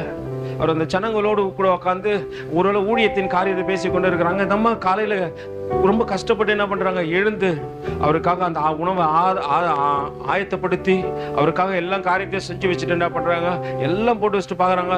மணி 10ஆவது 11ஆவது 12ஆவது மதியானம் 1 ஆயிடுச்சு. இவர் சாப்பாட்டை கூட மறந்துட்டு தேவ ஜனங்களோடு கூட பேசி கொண்டு இருக்கிறார். அவங்களும் போல, அவங்களுக்கும் பசி எடுக்கல. இவரு கொஞ்ச நேரத்தில் என்ன பண்ணாரா, ஐயோ ரொம்ப நேரமா ஜனங்க என்னோடு கூட பேசி கொண்டே இருக்கிறாங்களா, நானும் சம்பாஷித்து கொண்டே இருக்கிறேன். ஒருவேளை இயேசுவின் சாயலை உடையவங்க என்ன பண்ணுவாங்க, சீஷர்ல கூட்டப்பா பணாந்தரமா இருக்குது, பிள்ளைங்க சாப்பிட்றதுக்கு ஒன்றும் இல்லை, அப்பத்தை இருந்தா கொண்டு வாங்கப்பா அப்படின்னு சொல்றது மாதிரி. அது போல என்ன பண்ணாரு, அவர் அங்க மனைவி கிட்ட, ஏமா வந்தவங்களுக்கு கொஞ்சம் டீ காபி கொடுக்க கூடாதா? அந்தம்மா பிளாஸ்க் நிறைய காப்பி வச்சிருந்துக்குது.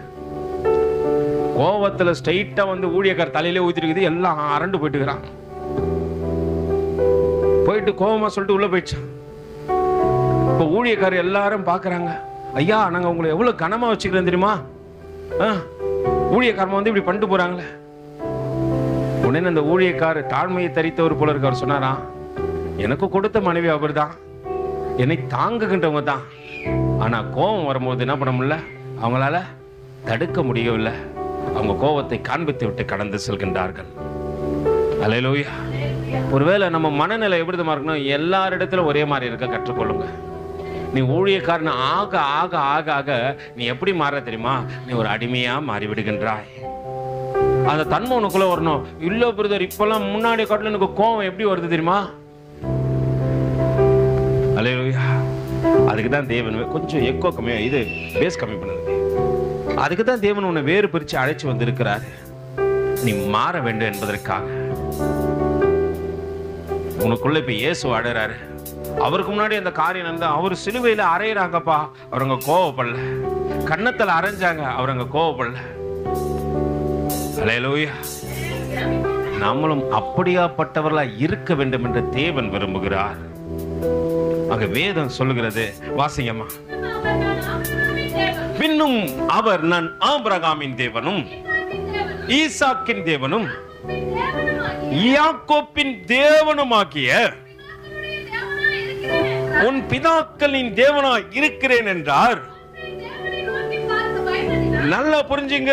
இப்ப மீதியானர் தேசத்துல 40 வருஷம் தேவன் மோசே இருந்தபடியினால தேவன் யார் என்பதை அவருக்கு அடையாளம் தெரியல. மாமனார் சரியான ஒரு ஆளு, அவரு ஆசாரியன் சொல்லப்படுது. அவர் இயேசு கிறிஸ்துவனுடைய ஆசாரியம் இல்ல, இவரால் இஸ்ரவேல் கோத்திரத்தாருடைய ஆசாரியா இல்ல. ஆசாரியனா நீ ஒன்னு என்ன சொல்லக்கூடாது, ஐயோ அவர் கரெக்டா தான் போய் சேர்ந்துட்டு இருக்கிறாரு. அல்லேலூயா. நம்மால் போய் பாழங்கணத்துல ஊந்துட்டு கேட்டா சொல்லும், அதுக்கு ஒரு நியாயம் சொல்லும், இதனால இது ஆச்சு, இதுதான் இது அப்படின்னும். இவர் ஸ்ட்ரைட்டா போய் ஆசாரியம் பொண்ணை கட்டிக்கினார் உண்மைதான். ஆனா அங்க தேவனை தெரியக்கூடாதபடிக்கு கட்டினார். அதனால தான் ஆண்டவர் வந்து அவரிடத்துல அடையாளப்படுத்துறாருப்பா, நான் யார் தேவன் தெரியுமா? உன் முற்பிதாக்களாகிய ஆபிரகாம், ஈசாக்கு, யாக்கோபுடைய தேவன்.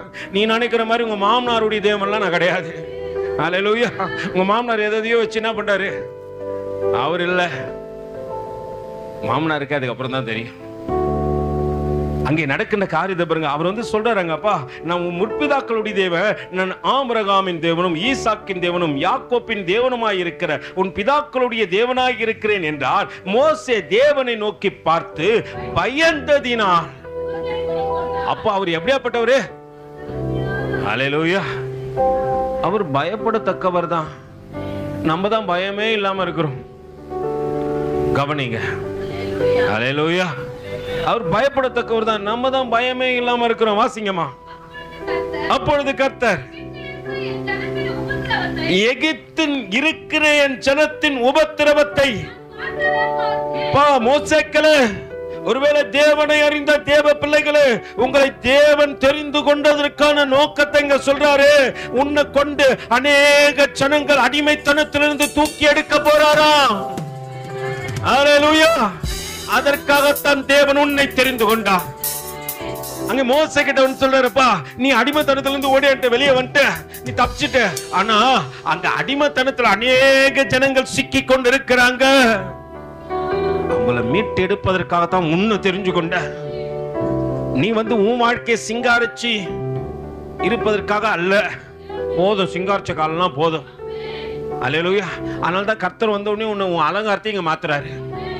முன்னாடி நீ எப்படி ஒன்னாலும் இருந்திருப்ப. நேற்று என் பிள்ளைங்க பேசிக்கிறாங்க, நான் 4 காது குத்திருந்தேன், 3 காது குத்திருந்தேன், 2 காது துத்து. அது தெரியும். நீ உலகத்தில் இருக்கும்போது எப்படி இருந்தேன்னு ஆண்டவருக்கு தெரியாது. உலகத்தின் வேஷத்தை இங்க என்ன பண்ண முடியாது.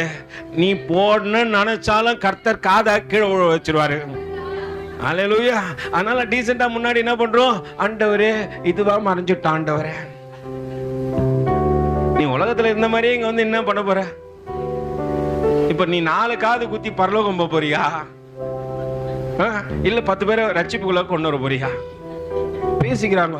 இன்னும் 4 காது குத்தி இருந்தேன் தெரியுமா, 1 காது இங்க குத்தி இருந்தேன், 1 காது எது எங்க குத்தி இருந்தா என்ன? காது குத்துறது உனக்கு தெரியாது இல்லையா? எகிப்துல ஒரு காரியம் இருந்துச்சு. அது இஸ்ரேலரும் அப்படியே தொடர்ந்து பிடிச்சாங்க. ஒருத்த அடிமையா வந்து அவனுக்கு காது குத்திடுவாங்க. அல்லேலூயா. நீ காது குத்தி எதை காட்டுற தெரியுமா? நான் இன்னும் அடிமையா இருக்கிறேன். நீ ஆண்டவருக்கு அடிமை இல்ல. ஆண்டவருக்கு அடிமையா இருந்தா இப்படி சொல்லுங்க, அடிமை நான் ஆண்டவரே என்னை ஆட்கொள்ளும். இப்போ இது பேசிக்குது. உலகத்துல நீ அடிமையா வாழ்க்கை வாழ்ந்த என்பதை அவர் காட்டுறாரு. இப்ப இந்த ஆம்பளை பசங்க மட்டும், பொம்பளை பிள்ளைங்க மட்டும் இல்ல, இப்ப ஆம்பளை பசங்க என்ன பண்றானுங்க? காது குத்திக்கிறோம். நீ அடிமையில இருக்கிற ராஜா, நீ ராஜாவா வரவே முடியாது. அல்லேலூயா. நல்லா புரிஞ்சுக்கொள்ளுங்க. அது அடையாளம் அல்ல, அது அடிமைத்தனம். கர்த்தர் ஆனா நல்லா புரிஞ்சுங்க, எகிப்துல இருந்து கூட்டிட்டு வர சொல்ல பொண்ணோட பொருளை தான் கொண்டு வந்தாரு. ஃப்ரீயா சும்மாலாம் கொண்டு வரல. உங்களெல்லாம் வந்து எப்படி கொண்டு வரல? சொல்லலாம் சொல்லுங்க, வெள்ளை புடவை கட்டினா பெதவா பிரதர். ஆனா ஆண்டவர் உன்னை எப்படிமா மணவாளனுக்கு ஏத்த மணவாட்டியை அலங்கரிக்கிறாரு. அல்லேலூயா. நீ மணவாட்டி என்பதை அடையாளப்படுத்துறாரு. எல்லாருமே வெள்ளை புடவை கட்ட மாட்டாங்க. யார் கட்டுவாங்க சொல்லுங்க? பந்தி எடுக்கிறவங்க எல்லாம் கட்டுவாங்க, பாத்துக்கிறீங்களா? தேவ சமூகத்தில் இருக்கிறவங்க எல்லாம் கட்டுவாங்க, பாத்துக்கிறீங்களா? ஏன் கட்டுறாங்க சொல்லுங்க? தேவனுக்காக அவங்க அடையாளம்பா, வேறு பிரிக்கப்பட்டவங்க. நம்ம சபையில பார்த்திருப்பீங்க, பந்தி எடுக்கிறவங்க எல்லாம் ஒயிட் அண்ட் ஒயிட்ல வர சொல்லியிருப்போம். ஏன் சொல்லுங்க? அவங்க எல்லாம் இவங்கெல்லாம் பந்தி எடுக்காதவங்க, இவங்கெல்லாம் பந்தி எடுக்கிறவங்க. ஆண்டவர் அங்கே வேறு பிரிக்கிறாரு. அல்லேலூயா. உலகம் உன்னை எப்படி மாத்திச்சு தெரியுமா? அடிமைத்தனத்துல வச்சு வச்சு வச்சு வச்சு வச்சு. ஒரு முறை காந்தி தன்னுடைய சட்டையை கழட்டி போட்டாராம். அவர் நல்லா படிச்சவருப்பா, நீங்க நினைக்கிற மாதிரிலாம் இல்ல, நல்லா படிச்சவர், ஒரு அட்வொகேட் அவரு. ஆனா காந்தி ஒரு தேசத்துல கடந்து வரும்பொழுது ஜனங்கள் மேலங்கி இல்லாமல் பெண் பிள்ளைகள் இருப்பதை கண்டபோது அவர் சொல்லிட்டாராம், இனி நான் மேல் வஸ்திரம் உடுத்த மாட்டேயா. அடிமைத்தனத்துல தான் பிரதர் இருந்தோம், சகோதரனை இருந்தோம். அதை மாற்றுவதற்காக தேவன் எங்கேயோ இருந்த ஒரு மனுஷனை அனுப்பி கொடுத்து உன் வாழ்க்கையை மாத்தி கொண்டேதான் இருக்கிறார். கடந்த நாட்கள்ல ஆந்திரா பகுதியில் ஒரு ஊழியக்காரனை கொண்டு போயிட்டு கொன்னுட்டாங்க. அவர் முகம் தெரியல. தெரியக்கூடாதபடிக்கு சிதைச்சி கொன்னு அவரை போட்டாங்க. அவருடைய சாட்சிகள்லாம் கேட்டு பார்க்குற வித்தியாசமா இருக்குது. முரட்டுத்தனத்துல வாழ்ந்த ஒரு மனுஷனை கொண்டு போய் அடிச்சு கொள்ளும் போது அவர் சொல்றாரு, எனக்கு என் மேல பெரிய கேஸ் எல்லாம் இருக்க வேண்டியதுங்க பிரதர், அதெல்லாம் தாண்டி வரத்தக்கதாக கர்த்தர் உதவி செய்தார். கர்த்தர் எல்லாத்தையும் மாத்தி போட்டாரு. முரட்டாட்டம் ஆடின ஆட்டத்தை எல்லாம் மாத்தி சமாதானத்தின் தேவனுக்கு முன்பாக நிக்க வச்சாரு. கொன்னு போட்டாங்க. அவருக்கு ஒரு காரியம் சொல்லியிருப்பாரு, இன்னைக்கு மறைச்ச நான் பரலோகம் போவேன். நீங்க நினைக்கிறீங்க சரீரம் தான் இங்க செத்து போகும், ஆனா எனக்கு தேவன் கொடுத்த ஆவி 1000 காலம் வாழும். அது ஒரு நாள் இந்த பூமியை நியாயம் தீர்க்க தேவன் வரும் பொழுது அவரோடு கூட வரும். நல்லா புரிஞ்சுங்க. நீங்க நினைக்க கூடாது ஒரு மனுஷனுடைய வாழ்க்கையை மாத்துறது தேவ சமூகமே. அல்லேலூயா. அவர் மாத்த விரும்புகின்றார். அதனால்தான் உன்னை எங்க உன்னை அடிமைத்தனத்திலிருந்து அடையாளப்படுத்த விரும்புகின்றார். அங்கே மோசே சொல்லுகின்ற காரியத்தை கவனிச்சு பாருங்க, வாசிங்கம்மா. அப்பொழுது கர்த்தர் எகிப்தில் இருக்கிற, நல்லா புரிஞ்சுங்க, ஆண்டவர் உபத்திரவத்தில் இருக்கிற எல்லா மனுஷனையும் பார்க்கிறாரு. அவருடைய பிள்ளைகளை பார்க்கிறாரு, எல்லாரையும் இல்ல.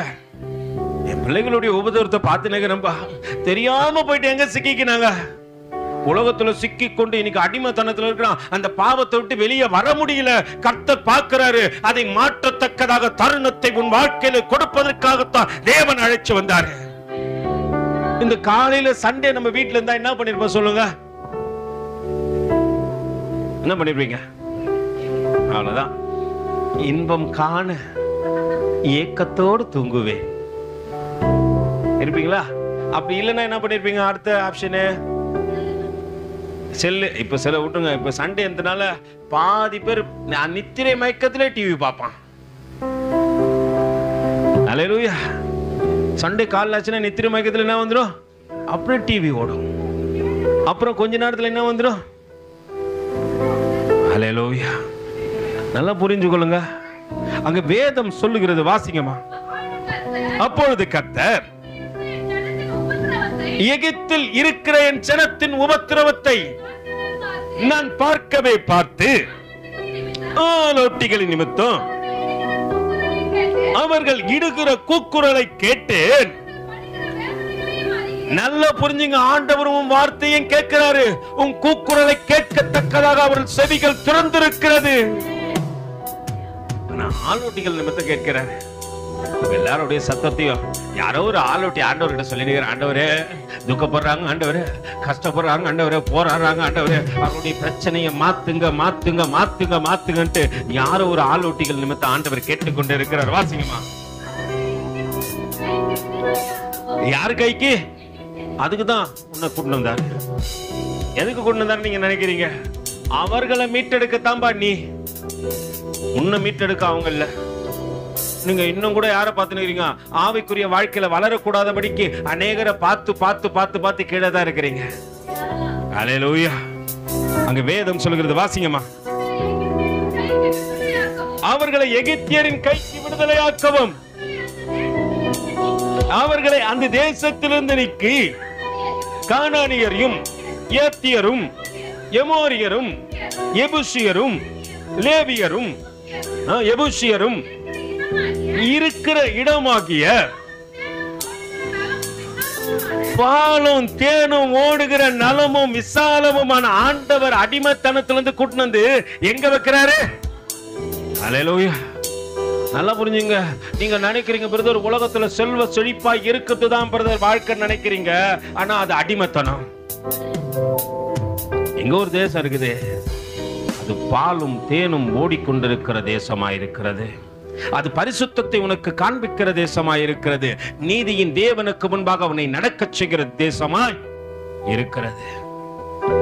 உலகம் உன்னை அடிமைப்படுத்தி கொண்டிருக்கும். ஏதாவது ஒரு காரியத்தில் நீ அடிமைதான் இருப்ப. உலகத்துல இருக்கிற வரைக்கும் சொல்லவே முடியாது பிரதர், நான் இல்ல பிரதர், அடிமை இல்ல பிரதர். ஆண்டவர் சந்திக்காத வரைக்கும் ஒரு மகளுக்கு தெரியல தான் பண்ணது தப்புனே. சந்திச்சாரு, வாழ்க்கையே மாறிடுச்சு. அல்லேலூயா. அந்த அம்மா போய் ஊரெல்லாம் சொல்லு, ஊரெல்லாம் சென்றிடுவேன், உன் நாமம் பறைச்சாற்றுவேன், தெருவெல்லாம் இயேசுவென்று உந்த நாமம் உயர்த்திடுவேன். அல்லேலூயா. ஆளுகை செய்யுமே எந்த அன்பு தெய்வமே, ஆளுகை செய்யுமே எந்த அன்பு தெய்வமே. உம்மையன்றி இவ்வுலகில் ஆறுதல் எனக்கு ஆறும் இல்ல, உம்மையன்றி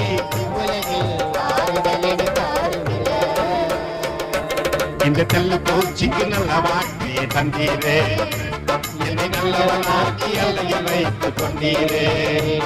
இந்த தெல்ல பூச்சிக்கு நல்ல வாழ்க்கையை தந்தீரே, என்னை நல்லவனாக்கி அல்லையை வைத்துக் கொண்டீரே.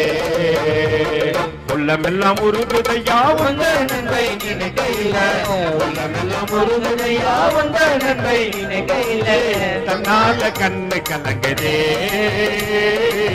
கத்தாவே உம்மை நினைக்கிறே. தன்னால கண்ணு கலங்குதே, கத்தாவே உம்மை நினைக்கிறே. இந்த நல்ல போச்சுக்கு நல்ல வாழ்க்கையை தந்தீரே, என்னை நல்லவனாக்கி அல்லையை வைத்துக் கொண்டீரே. இந்த நல்ல போச்சுக்கு நல்ல வாழ்க்கையை தந்தீரே, என்னை நல்லவனாக்கி அல்லையை வைத்துக் கொண்டீரே. சமாரியா ஸ்திரீய தேவன் சந்திக்கிற வரைக்கும் தெரியாது அது தெல்லு பூச்சின்ட்டு. அது உலகத்துல இருக்கும்போது அழகின் நினப்பு, அது ஊரையே கலக்கிடுச்சு. யாரு பாக்குறாங்க சமாரியா ஸ்திரீ இவ்வளவு அழகுடாது, அது பாவத்தை சேர்த்துக்குதுன்னு தெரியல, அது நினைச்சுக்குச்சு நான் ரொம்ப தான் அழகு. அல்லேலூயா. இந்த உலகத்துல அவர் மட்டும்தான் அழகு, அவரை தவிர நம்மெல்லாம் அல்லேலூயா நம்ம அழகு நம்மளே நினைச்சுக்கிறோம். கண்ணாடியை பார்த்து பார்த்து சொல்றோம் நீ ரொம்ப அழகு, என்ன அழகு. அல்லேலூயா. காக்கைக்கு தன் குஞ்சம். ஒரு நாள் காக்கா ஒரு கதை சொல்லிச்சான், தெரியுமா உங்களுக்கு காக்கா கதைலாம்? ஆந்த கிட்ட போய் சொல்லிச்சான், ஆந்த யாரு உனக்கு விஷயம் தெரியுமா, உனக்கு அழகா 3 குழந்தை பிறந்துக்குது, ரொம்ப கியூட்டா இருக்கும், ரொம்ப அழகா இருக்கும், அது பாடினா குயில போல இருக்கும். அல்லேலூயா. ஆடினா மயில போல இருக்கும். இது ஆந்த போய் பார்த்துக்குது, அதான் என்னன்னோ டெனாமினேஷன் கொடுத்துக்குது, அழகா இருக்கும், குயில போல இருக்கும், இது உள்ள பண்ண அப்படின்னு கத்துது. அது ஆந்த பார்த்துக்குது, இது இல்ல, இது குயில் இல்ல, இது வேற ஏதோ ஒண்ணு. அல்லேலூயா. ஆரம்பத்தில் ஒரு சொல்ல நம்ம எப்படிதான் கத்திருப்பேங்க, அப்படிதானே கத்தியோம், அங்க ஒண்ணு கத்தோம் கத்தோம். அல்லேலூயா.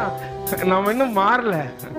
அல்லேலூயா. இன்னும் அதே இடத்துல தான் இருக்கிறோம், அதனால தான் இன்னும் கூட நம்ம பண்றோம். அல்லேலூயா. நல்லா புரிஞ்சுங்க. அது அந்த குரலாம் பாருங்க, அவர் கூப்பிடுறது சொந்தக்கார கூப்பிடுறாரு, சொந்தக்காரங்க அப்படின்ற மாதிரி அவர் காக்கான்றாரு. அதுவும் அல்லேலூயா. அந்த உள்ள போய் பார்த்துக்குது, அழகா இருக்கும், ஏதோ கருவண்டு மாதிரி ஒரு 3 உள்ள கந்துக்குது. ஆந்த பார்த்துக்குது, இது இல்ல போல இருக்காது, அது காக்கா தான் சொல்லிச்சு, என் குழந்தைங்களும் ரொம்ப அழகு. பார்க்கும் போதே அது தெரிஞ்சிடும். காக்கா குட்டியா இருக்கும்போது பாத்துக்கிறீங்களா?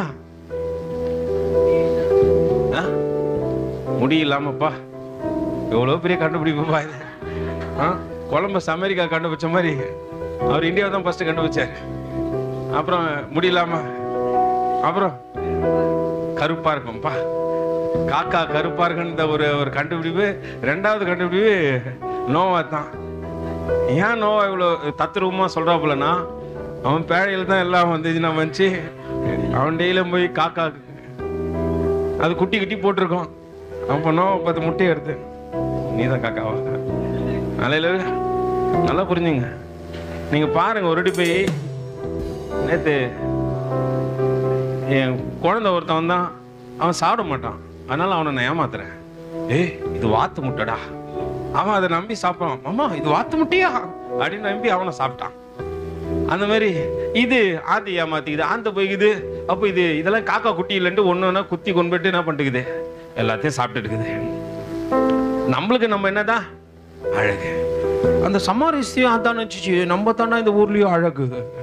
அது அப்படி நடக்குது, இப்படி வருது, எட்டி பாக்குது. அல்லேலூயா. பார்க்கணுமே, இந்த தெருவே 4 நாள் நடந்துச்சு. அல்லேலூயா.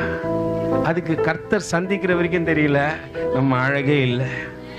16,000 பேர்களிலே சிறந்தவரை பார்த்துச்சு. அதுக்கு இப்ப தெரிஞ்சிச்சு, என்ன காட்டிலும் மகிமை நிறைந்த அழகுள்ளவர் ஒருத்தர் இருக்கிறாரு. அல்லேலூயா. அதனால நான் அழகு இல்ல, எங்க ஊர்க்காரங்களாம் சொன்னால நாங்க அழகு. இப்ப நான் போய் சொல்லிட்டு வரேன், என்ன காட்டிலும் மகிமையா ஒரு அழகானவரை பார்த்தேன். அவர் 14,000 பேர்களில் சிறந்தவர் என்பதை ஊரெல்லாம் போய் சொல்லிச்சான். சமாராசியம் தான் பாடியிருக்கும் போல இருக்கு. ஊரெல்லாம் சென்றிடுவேன் உன்னாமம் பறைச்சாற்றுவேன், ஊரெல்லாம் சென்றிடுவேன் உன்னாமம் பறைச்சாற்றுவேன், பெருவெல்லாம் இயேசுவே உந்தன் நாமம் உயர்த்திடுவேன், பெருவெல்லாம் இயேசுவே உந்தன் நாமம் உயர்த்திடுவேன், ஆளுகை செய்யுமே எந்த நன்மை தெய்வமே, ஆளுகை செய்யுமே எந்த நன்மை தெய்வமே, உமையன்றி இவ்வுலகில் ஆறுதல் எனக்கு ஆறுமில்ல, உமையன்றி இவ்வுலகில் ஆறுதல் எனக்கு ஆறுமில்ல, இதுக்குள்ள பூச்சிக்கு நல்ல வாழ்க்கை கண்டீரே, நல்லவனாகியலை வைத்து கொண்டீரே, இந்த நல்ல பூச்சிக்கு நல்ல வாழ்க்கை கண்டீரே, நல்லவனாகியலை வைத்து கொண்டீரே. அதுவிலே நான் யார்தான்? அனாதைதான். இப்போ இவங்க இல்ல பிரதர், அவங்க இல்ல. வயிற்றுல யாரு கூட இருந்தது? கர்த்தர் தானே இருந்தாரு. நல்லா புரிஞ்சுங்க. உன் தொப்புள் கொடி வழியா உனக்கு ஆகாரம் வரத்துக்கு வழி உண்டாக்கினது யாரு? கர்த்தர் செய்யும் போது சின்ன முடிச்சு ஒன்று அடிச்சிருந்தாருன்னா முடிஞ்சு போச்சு, அங்கேயே சுருங்கிட்டு இருப்ப.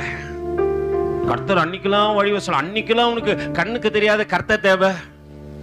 இன்னைக்கு நான் ட்வின்ஸா பிறந்திருந்தா கூட என்ன சொல்லிக்கலாம், என் கூட ஒருத்தர் இருந்தாங்க, நம்ம ஏசா போல பேசியிருக்கலாம். என் தம்பி யாக்கோபு இருந்தான், சாரி யாக்கோபு இருந்தான், என் கூட சண்டை போட்டான், என்னை போட்டு அடிச்சான். கருவிலே நம்ம அனாதை தான். எத்தனை பேர் வீட்டில் ட்வின்ஸா பிறந்தீங்க? ஒரே வயிற்றுல தான் பிறந்தீங்க, இல்லைன்னு சொல்லவே இல்லை. ஆனால் தனித்தனியாக தானே பிறந்தீங்க. அப்போ உங்க கூட யார் இருந்தது? அல்லேலூயா. நல்லா புரிஞ்சுங்க. கருவிலே அனாதை நம்ம அதை கர்த்தர் கற்றுக் கொடுத்து கொண்டு வர்றாரு. கடைசி வரைக்கும் உனக்கு யாரும் கிடையாது. உன் நம்பிக்கை எல்லாம் கர்த்தர் மேல இருக்கணும். அல்லேலூயா. அப்படி நீ இருந்தனா எல்லா ஜனங்களையும் தேவன் உன் பக்கத்துல வைப்பாரு. நீ எல்லா ஜனங்களையும் நினைச்சனா கர்த்தர் மட்டும்தான் உன் கூட இருப்பாரு. அதை உனக்கு நிரூபிச்சும் காட்டுவாரு. அல்லேலூயா. நம்ம கருவிலே அனாதை. சமாரியா ஸ்திரீ கூட எத்தனை பேர் பிறந்தாங்கன்னு எனக்கு தெரியாது. ஆனா சமாரியா ஸ்திரீ ஊரெல்லாம் போய் கர்த்தருடைய நாமத்தை சொன்னது தெரியும். அந்த சகோதரி ஒரு அடையாளம். அல்லேலூயா. இப்போ ஓரேப்புக்குள்ள கடந்து வந்துடுவோம். நேரம் நம்மடினால நான் ஓரேப்போடு கூட முடிச்சிடுறேன். இன்னொரு காரியத்தை சொல்ல வந்தேன், ஆனால் நேரம் ஆயிடுச்சு. கொஞ்சம் சீக்கிரமா துரிதமா போயிடலாமா? வாசிங்க அப்படியே தொடர்ந்து. அவர்களை எகிப்தியரின் கைக்கு விடுதலையாக்கவும்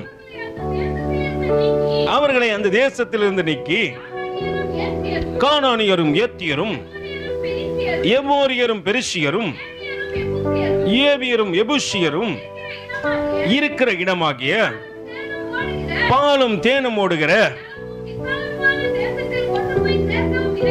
நலமும் விசாலமான தேசத்திலே கொண்டு போய் சேர்க்கும்படி இறங்கினேன். இப்பொழுதும் இஸ்ரவேல் புத்திரரின் கூக்குரல் நீங்க கூப்பிடுறது எங்க கேட்கணும்? அல்லேலூயா. பாத்தியா? அல்லேலூயா. அங்க கேட்கணும். சில வாய்ஸ் எல்லாம் கேட்காது. சில வாய்ஸ் என்ன ஆகாது, திடீர்னு தூங்கிடும். அது அல்லேலூயா 10 பேர் சொல்லுவாங்க, 11 அல்லேலூயா. சிலலாம் பாத்துக்கிறீங்களா, திடீர்னு ஏஞ்சி கை தட்டுவாங்க. எதுக்கு கை தட்டுவானே தெரியாது. பரவசத்துல 10 கிலோமீட்டர் ஓட்டுருவான். அல்லேலூயா. உன்னை பரவச பத்துன்னா 10 பாடலை பாடி உன்னை பரவசப்படுத்திருக்கேன். கர்த்தர் கிருபை வச்சிருக்கிறாரு. அது இல்ல, அர்ப்பணிப்பு வேணும். ஊழியன்னா நீ அர்ப்பணிக்கப்பட்டால் தான் உயர்த்தப்படுவ. பரவசப்பட்டா ஒண்ணும் இல்ல, இன்னும் 2 பாட்டை சேர்த்து பாடணும்னு வச்சுக்கேன், பரவசத்துல என்ன ஆயிடுவேன், மெய் மறந்து ஐயோ டைம் போனதே தெரியல பிரதர். அது இல்ல, நீ உணரணும், வேதத்தை பத்தி தெரிஞ்சுக்கணும். அங்கே யாரும் பார்க்காத இந்த ஜனங்கள் எல்லாம் யார் பார்த்தது? தேவன் பார்த்தாரு. அங்கே தேவன் ஒரு காரியத்தை அழகா சொல்றம்மா, உன் சத்தத்தெல்லாம் நான் கேட்டேன். அவங்க அடிமைத்தனத்திலிருந்து கூட்டின்னு வரதுக்காக மோசே இடத்துல மன்றாடி கொண்டிருக்கிறேன். வாசிங்கம்மா. ஒடுக்குகிற ஒடுக்குதலை கண்டு நீ இஸ்ரவேல் புத்திரராகிய என் ஜனத்தை எகிப்திலிருந்து அழைத்து வரும்படிக்கு உன்னை யார் இடத்துக்கு அனுப்புவேன்? பார்வோன் இடத்துக்கு அனுப்புவேன் வா என்றார். அப்பொழுது மோசே தேவனை நோக்கி பார்வோன் இடத்திற்கு போகவும் இஸ்ரவேல் புத்திரரை எகிப்திலிருந்து அழைத்து வரவும். அவன் பெரிய படிப்பாளி தான்பா. ஆனா தேவனுக்கு முன்னாடி அவன் சொல்றான், நான் ஏமாத்தன ஆண்டவரே, நான் ஏமாத்துற ஆண்டவரே, நான் பெரிய மனுஷன் சொல்லிட்டு என்ன தேடி வந்து இருக்கிறீங்க ஆண்டவரே, தகுதி இல்லாத ஒரு பாத்திரத்தை தேடி வந்த கர்த்தர் நீர் அல்லவா? அல்லேலூயா. நான் ஏமாத்துறோம், என்னால ஒண்ணுமே செய்ய முடியாது, செயல்பாடுகள் அற்றவனா தான் இருக்கிறேன் நானு.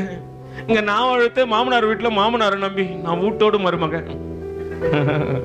மோசே யாரு? வீட்டோடு மருமக.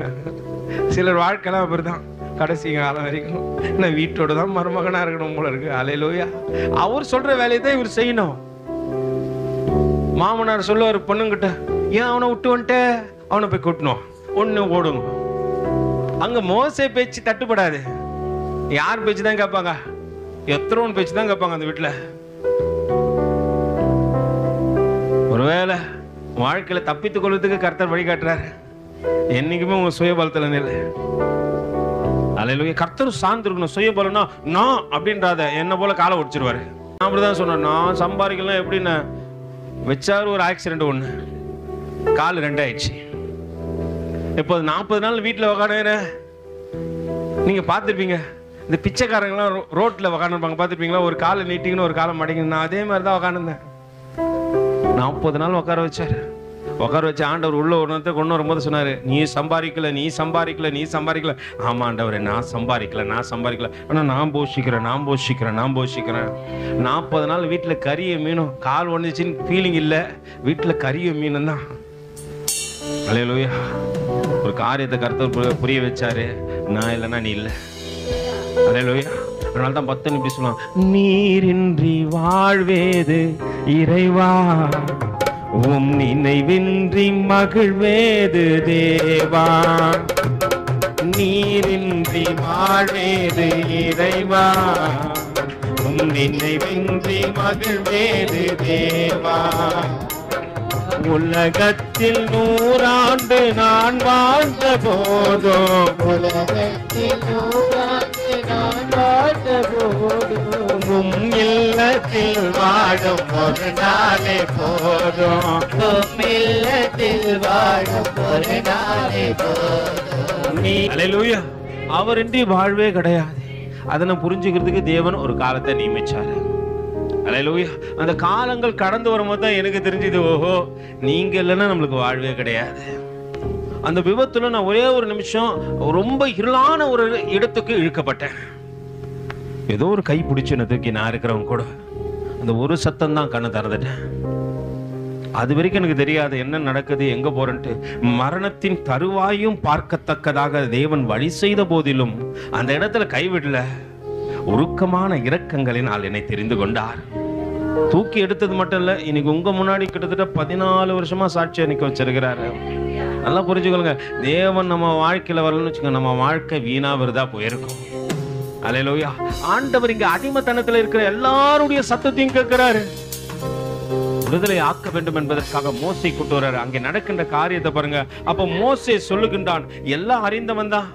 அவன் சொல்றான், ஆண்டவரே நான் ஏமாத்துறேன் ஆண்டவரே, என்னால என்ன செய்ய முடியும் ஆண்டவரே, ஒண்ணுமும் முடியாதுன்னு சொல்லித்தானே மீதியான தேசத்துல 40 வருஷமா அடிமையில இருக்கிற ஆண்டவரே, அடிமைத்தனத்துல இருக்கிறேன். மாமனார் சொல்லுறது தான் கேட்கிறேன், மாமனார் போடுறது தான் எனக்கு ஆகாரம். என் வாழ்க்கை இப்படி ஆயிடுச்சு. மோசே தன் பிள்ளைகளுக்கு பேர் வைக்கும் போது கூட அழகா பேர் வைக்கிறார். ஒருத்தருக்கு எலியேசுன்னு பேர் வைக்கிறார், ஒருத்தருக்கு கிறிஸ்தவன் பேர் வைக்கிறார். அடிமைத்தனத்தை நினைச்சு வைக்கிறார் அங்க. அல்லேலூயா. அங்க வேதம் சொல்லுகிறதை கொஞ்சம் கவனித்து பார்ப்போம். வாசிங்கம்மா. நான் உன்னுடனே ஆண்டவர் சொல்றாரு. மனுஷன் சொல்ல, அண்ணா ஆரோன் சொல்ல, அக்கா சொல்ல, அப்பா சொல்ல, அம்மா சொல்ல, யாரு சொல்றாங்க? கர்த்தர் சொல்றாரு. அப்பா, என்னை பார்த்து கொண்டிருப்பவர் சொல்லுகின்றார், நான் உன்னுடனே கூட இருப்பேன். அல்லேலூயா. யாரையும் தப்பு சொல்ல, நான் யாரும் நிரந்தரம் இல்லை என்பதை உங்களுக்கு சொல்ல விரும்புறேன். இல்லைன்னா மோசையை சேவ் பண்ணதுக்கு யாரும் வந்திருக்கணும்? தம்பி ஓட்டானாப்பா, அண்ணன் நான் என்ன பண்ணக்கூடாது, சும்மா இருக்கக்கூடாது, என் தம்பி தேடி போனோம். 40 வருஷம் யாரும் இல்லாத அனாதையை போல மோசே வளர்ந்தான், மோசே இருந்தான். அங்கே ஆண்டவர் தேடி வந்து சொல்றாரு, அதற்கு அவர், நான் உன்னுடனே கூட இருப்பேன், நீ ஜனத்தை எகிப்திலிருந்து அழைத்து வந்த பின் நீங்கள் இந்த மலையில் என்ன பண்ணுங்க, தேவனுக்கு ஆராதனை செய்யுங்கள், நான் உன்னை அனுப்பினேன் என்பதற்கு இதுவே அடையாளம். ஆண்டவர் அங்க சொன்னாரு, இந்த மலையில வந்து மறுபடியும் நீ என்ன பண்ணுவ, ஆராதனை செய்வ. அந்த மலை பேர் என்னது? ஓரேப். இப்ப இத கொஞ்சம் வேதத்திலிருந்து உங்களுக்கு புரிய வைக்கிறதுக்கு மட்டும்தான் நான் முயற்சி பண்ண, அதை மட்டும் தான் சொல்லிட்டு நான் முடிக்க போறேன், சரிங்களா? இப்போ அங்கே மோசே என்ன பண்றாரு, அந்த ஜனங்களை கூட்டு வராரு, எகிப்துல இருந்து கூட்டிட்டு வந்துட்டாரு. அந்த ஸ்டோரி எல்லாம் இப்ப பாக்குறதுக்கு நேரம் இல்லாதபடினால அப்படியே யாத்திராகமத்துக்கு எழுதின நிருபம் 19வது அதிகாரத்துக்கு கடந்து வாங்க. முதல் வசனத்திலிருந்து வாசிங்க பார்க்கலாம். எகிப்து தேசத்திலிருந்து புறப்பட்ட 3ஆம் மாதம் 1ஆம் நாளிலே எங்க சீனாய் வனாந்திரத்தில் சேர்ந்தார்கள். அவர்கள் ரெகிதீமில் இருந்து, நல்லா புரிஞ்சுங்க, இதான் சீனாய் வனாந்திரம். இங்கதான் ஓரேப் மலை இருக்கு. அல்லேலூயா. பாக்குறது எப்படி இருக்குது? நிறைய மலைகள் நிறைந்ததா இருக்குது. ஆண்டவர் ஓரேப்ல தான் என்ன பண்ணிட்டாரு, நீ ஜனங்களை கூட்டிட்டு வந்து மறுபடியும் இங்க ஆராதனை பண்ணுவ. பி வர்ஷிப் இன் ஓரேப். எங்க ஓரேப் பண்ண, எங்க வர்ஷிப் பண்ண போற? தேவ சமூகமாகிய தேவ பர்வதத்துல வந்து நீ வர்ஷிப் பண்ணுவ அப்படின்னு சொல்லிட்டு ஆண்டவர் வாக்கு கொடுத்துட்டாரு. அதுக்கு அடையாளம் தான் ஓரேப். இப்போ அங்கே மோசே மறுபடியும் ஜனங்களை எல்லாரையும் கூட்டணும். வாசிங்கம்மா. இப்போ சீனாய் வனாந்தரத்தில் சேர்ந்து அந்த வனாந்தரத்தில் பாளையம் இறங்கினார்கள். இஸ்ரவேலர் அங்கே மலைக்கு எதிராய் பாளையம் இறங்கினார்கள். மோசே தேவனிடத்திற்கு ஏறி போனான். கர்த்தர் மலையிலிருந்து அவனை கூப்பிட்டு, நீ யாக்கோப்பு வம்சத்தாருக்கு ஆண்டவர் இஸ்ரவேல் கோத்திரம் என்று அவர்கள் சொல்ல, அவங்க மன டிஃபரண்டா இருக்கிறபடியினால ஆண்டவர் சொல்லி அனுப்புறாரு, யாக்கோப்பு எப்படியாப்பட்டவன், எத்தனை மாமா ஆடுகிட்டே போய் ஜெனடிக் முறையை பண்ணுவான். அல்லேலூயா. மோசேக்கு இந்த பழக்கம் கிடையாது. ஆனா யாக்கோபு அப்படி இல்ல, தண்ணியில கட்டையை போட்டு ஜெனடிக் முறையில ஆடை குட்டி போட வச்சிருவான். அவ்வளவு திருட்டு பையன். அப்படியாப்பட்டவனே ஆண்டவர் கூட்டு என்ன பண்ணாரு, இவர் நாட்டியே யாக்கோபு, நீ யாக்கோபு இல்ல, யாக்கோபு அழைக்கப்படாமல் இனி என்ன பண்ணுவ, இஸ்ரவேல், நீ ஆசீர்வதிக்கப்பட்டவன், இனி திட்டுதெல்லாம் பண்ணாத, கர்த்தரே உன் கையை ஆசீர்வதிப்பார். அல்லேலூயா. அப்படியாப்பட்ட ஆளு செத்ததையும் என்ன பண்ணுவான், உயிரோடு கூட வச்சு மாமனாருக்கான காட்டுருவான்.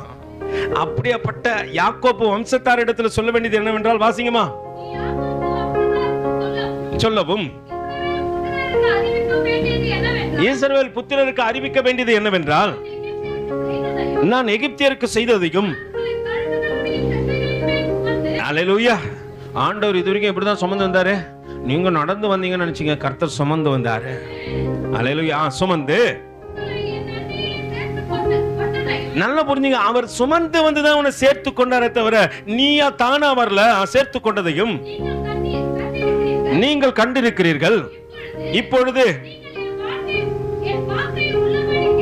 என் வாக்கை உள்ளபடி கேட்டு என் உடன்படிக்கையை கை கொள்ளுவீர்களானால், சகல ஜனங்களை ஆண்டவர் சொல்றாரு, எந்த மனிதன் சத்தியத்தை கேட்டு அந்த சத்தியத்தின்படியே நடக்கிறானோ, எல்லாரும் இல்ல, நாட் ஆஸ்கிங் எவ்ரிபடி. ஆண்டவர் எப்படி சொல்றாரு, எல்லாரும் இல்ல, எவன் சத்தியத்தை கேட்கிறானோ. எல்லாரும் இருக்கிறீங்க, எத்தனை பேர் சத்தியத்தை கேட்டீங்கன்னு கேட்டா என்ன சொல்லுது? அல்லேலூயா. பாட்டெல்லாம் கேட்ட செம்மையாச்சு. நீங்க வேற எத்தனை நன்மைக்கு அப்படியே அடிச்சு என்ன பண்றீங்க, இந்த தெல்லு பூச்சி நீங்க அது நீங்க இதெல்லாம் கேட்டோம். சத்தியத்தை எத்தனை பேர் கேட்டீங்க? பாட்டு கேட்கும் போது திறக்கிற காது, சத்தியத்தை பேசும் போது திறக்கணும். அங்கே நடக்கின்ற காரியத்தை பாருங்க. ஆண்டவர் சொல்றாரு, எந்த மனுஷன் சத்தியத்தை கேட்கிறானோ, வாசிங்கம்மா, சகல ஜனங்களிலும். எப்படி இருப்பீங்க? நீங்க தான் எனக்கு சொந்தக்காரங்க. ஆண்டவர் உங்களை பார்த்து சொந்தக்காரங்கன்றாரு. நீ யாரையோ பார்த்து சொல்ற, நீ தான் எனக்கு சொந்தக்காரர். இப்ப உங்களுக்கு சொந்தக்காரர் யாரு? பக்கத்துல கைப்பிடிச்சு சொல்லு, ஏசப்பாவை தவிர ஒருத்தரும் சொந்தக்காரல. உன் மொத ஆப்ஷன் யாரா இருக்கணும் சொல்லு, ஏசப்பா. அதுக்கப்புறம் தான் மாரியப்பா, அந்த அப்பா, இந்த அப்பா, எல்லா அப்பாவும். அதுக்கப்புறம் தான் யார் வரணும்? முதல் அப்பா யார் தான்? ஏசப்பா. கணவன் அவர் தான், மணவாளன் அவர் தான், நல்ல நண்பனும் அவர் தான். அல்லேலூயா. அதுக்கப்புறம் தான் மத்த எல்லாரும். இப்ப நம்ம ஆளுங்க எல்லாரையும் கொண்டு வந்து முன்னாடி வச்சுட்டு ஏசப்பா எங்க இருக்குதுங்க? பின்னாடி வச்சுச்சுங்க. ஆனா உனக்கு வாழ்வு கொடுத்தவர் அவர் தான் என்பதை மறந்து விட்டாய். வாசிங்கப்பா, வாசிங்கப்பா. நீங்கள் எனக்கு ஆசாரிய ராஜ்யமும் பரிசுத்த ஜாதியுமா இருப்பீர்கள் என்று நீ இஸ்ரவேல் புத்திரரோடு சொல்ல வேண்டிய வார்த்தைகள் என்றார். மோசே வந்து ஜனங்களின் மூப்பரை அழைப்பித்து கர்த்தர் தனக்கு கற்பித்த வார்த்தைகளை எல்லாம் அவர்களுக்கு முன்பாக சொன்னான். அதற்கு ஜனங்கள் எல்லோரும் ஏகமாய் கர்த்தர் சொன்னவைகளை எல்லாம் செய்வோம் என்று பிரதியுத்தரம் சொன்னார்கள். கர்த்தரிடத்தில் தெரிவித்தான். அப்பொழுது கர்த்தர் மோசேயை நோக்கி, உன்னோடு பேசும் பொழுது ஜனங்கள் கேட்டு உன்னை என்றென்றைக்கும் விசுவாசிக்கும்படி கார் மேகத்தில் உன்னிடத்துக்கு வருவேன் என்று என்றார். ஜனங்கள் சொன்ன வார்த்தைகளை மோசே கர்த்தருக்கு சொன்னான்.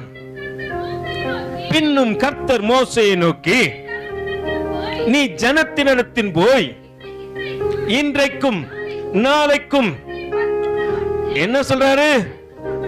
நீ ஜனங்கிட்ட போயிட்டு என்ன சொல்லு? பரிசுத்தப்படுத்து. அவன் பரிசுத்தப்படுத்துன்னு சொன்னா நம்மளால என்ன பண்ணணும்? பரிசுத்தம் ஆயிடணும். நான் போயிட்டு இன்னைக்கு நாளைக்கு வேலைக்கு போயிடுங்க, அதுக்கப்புறம் நம்ம என்ன பண்ணலாம்? அல்லேலூயா. நான் என்னைக்கு வந்தாலும் பரிசுத்தத்தை மட்டும் தான் சொல்லணும். வேலைக்கு போக கூடாதுன்னு சொல்ல. அழைப்பு இருந்தா வேலைக்கு விட்டுரு, அழைப்பு இருந்தா. அல்லேலூயா. பவுல் சொல்லுவாரு, வேகத்தை பார்க்கலும் விவாகம் பண்ணிக்கொள்வது நல்லதுன்னு சொல்றது. அர்த்தம் நிறைய பேருக்கு தெரியாது. நான் அடுத்த வாரம் சொல்றேன், இப்ப நேரம் ஆயிடுச்சு. இங்க தேவன் சொல்லுகின்ற காரியத்தை கொஞ்சம் கவனிச்சு கேளுங்க. இன்னைக்கு நாளைக்கு அவங்களை என்ன பண்ணு? பரிசுத்தம் பண்ணிக்கொள்ள சொல்லு. அவர்கள் தங்கள் வஸ்திரங்களை துவைத்து 3ஆம் நாளைக்கு என்ன பண்ணு? ஆயத்தமா இருக்கணும். 3ஆம் நாளில் கர்த்தர் சகல ஜனங்களுக்கும் பிரதியட்சியமாக எங்க இறங்குவாரு?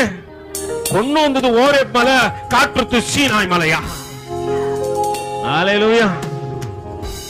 இப்ப நம்மளுக்கு குழப்பம் வந்துச்சு. ஆண்டவர் என்ன சொன்னாரு? ஓரேப்பின் தேவ பர்வதத்துல என்ன பண்ணு? கூட்டுனூர எனக்கு ஆராதனை பண்ணுவேன். ஆனா இங்க வேதத்துல 3ஆம் நாளைக்கு ஆயத்த பண்ண கடவாய், 3ஆம் நாளிலே கர்த்தர் சகல ஜனங்களுக்கும் பிரத்யட்சியமாய் சீனாய் மலையின் மேலே இறங்குவார். இப்ப இது நம்மளுக்கு ரொம்ப பெரிய குழப்பம் இல்லையா? சரி, குழப்பத்தை அடுத்த வாரம் பார்ப்போம். நேரம் முடிஞ்சிச்சு இல்லைங்களா? எல்லாம் அப்படியே தேவ சமூகத்தில் தாழ்த்தி தலைமட்டமாய் ஒப்பு கொடுத்து, சீனாய் மலையினிலே இறங்கி வந்தவரே, ஆத்மதாகம் தீர்க்கவாரும் இந்த வேளையிலே, ஆத்மதாகம் தீர்க்கவாரும் இந்த வேளையிலே. எல்லாம் பேர்ந்து நிற்போமா? ஆவியானவரே, அன்பினாவியானவரே,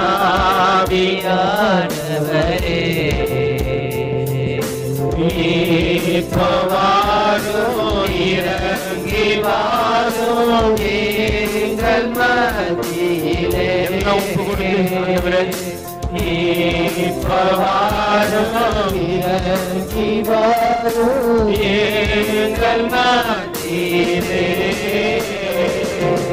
முலையான சேற்றினின்றே தூக்கி எடுத்தவரே,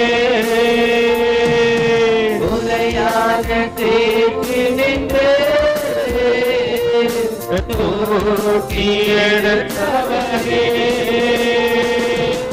பாவம் கழுவி தூய்மையாக்கும் இந்த வேளையிலே, பாவம் கழுவி தூய்மையாக்கும் இந்த வேளையிலே. உன் அழைப்பு ஆண்டவர் இன்னைக்கு நிர்ணயிக்க விரும்புகின்றார். நீ ஓரேப் இடத்துல வந்திருக்கிறாயா, இல்ல சீனாய் மலைக்கு வந்துட்டியா? ஆண்டவர் உன்னோட கூட பேச விரும்புகின்றார். ஆண்டவருடைய பிரசன்னத்தை உணர. ஆண்டவரே, ஒரு மோசையை தேடி வந்தவர் நீர்தான், மோசே இடத்துல பேசினவரும் நீர்தான், மோசையை கொண்டு அநேக ஜனங்களை நடத்த போகின்றவரும் நீர்தான். அன்னைக்கு மோசையை கொண்டு நீ செய்ய நினைத்ததை செய்து முடித்து விட்டாய். எங்களிடத்துல அதே ஓரேப்பிலிருந்து பேசிக்கொண்டு இருக்கிறீங்க. ஆண்டவரே, மோசையின் நாட்கள் நிறைவேறி முடிந்ததென்று நாம் நினைத்திருப்போம். ஆனால் மோசையின் அபிஷேகத்தோடு கூட அநேகரை இங்கே தேவன் அபிஷேகம் பண்ண விரும்புகிறார். அடிமைத்தன வீட்டுல சிக்கி கொண்டிருக்கிற அநேக ஜனங்களை உங்களை கொண்டுதான் தேவன் இங்கே அழைத்து வர போறாரு. எல்லைகளை விஸ்தாரமாக்க போகின்றார். இது தீர்க்க தரிசனமாய் உரைக்கப்படுகிறது. அநேக ஜனங்களை மோசையின் அபிஷேகத்தோடு கூட இங்கிருந்து அநேக ஸ்திரீகள் எழுந்திருப்பீர்கள், அநேக சகோதரர்கள் எழுந்திருப்பார்கள். அவர்களுக்கு எல்லாரும் ஓரேப்பிலிருந்து கேட்ட அதே சத்தம் இங்கிருந்து கேட்டது.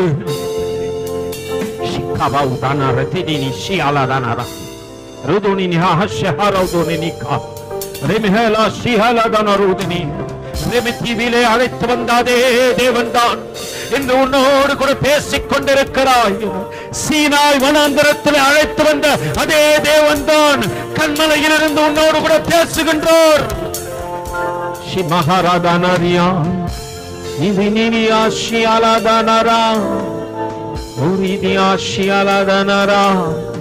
சமாரிய ஸ்திரியை கண்ட அதே கண்கள் தான் உன்னையும் கண்டிருக்கிறது. வனாந்தரத்தை அதிர பண்ணினருடைய அதே சத்தம் தான் இன்னைக்கு துணித்துக் கொண்டிருக்கிறது.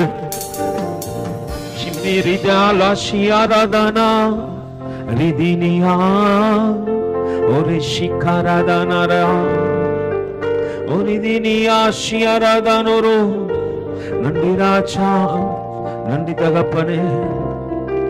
தேவ பிரசன்னத்தினால் தேவ பர்வதமாகிய ஓரேப்புக்கு அழைத்து வரப்பட்ட தேவ பிள்ளைகள் எல்லாம் தேவனுக்கு பிரியமாய் செயல்படத்தக்கதாக மோசையின் அபிஷேகம் ஊற்றப்படட்டாண்டவரே, மோசையின் அபிஷேகம் ஊற்றப்படட்டாண்டவரே.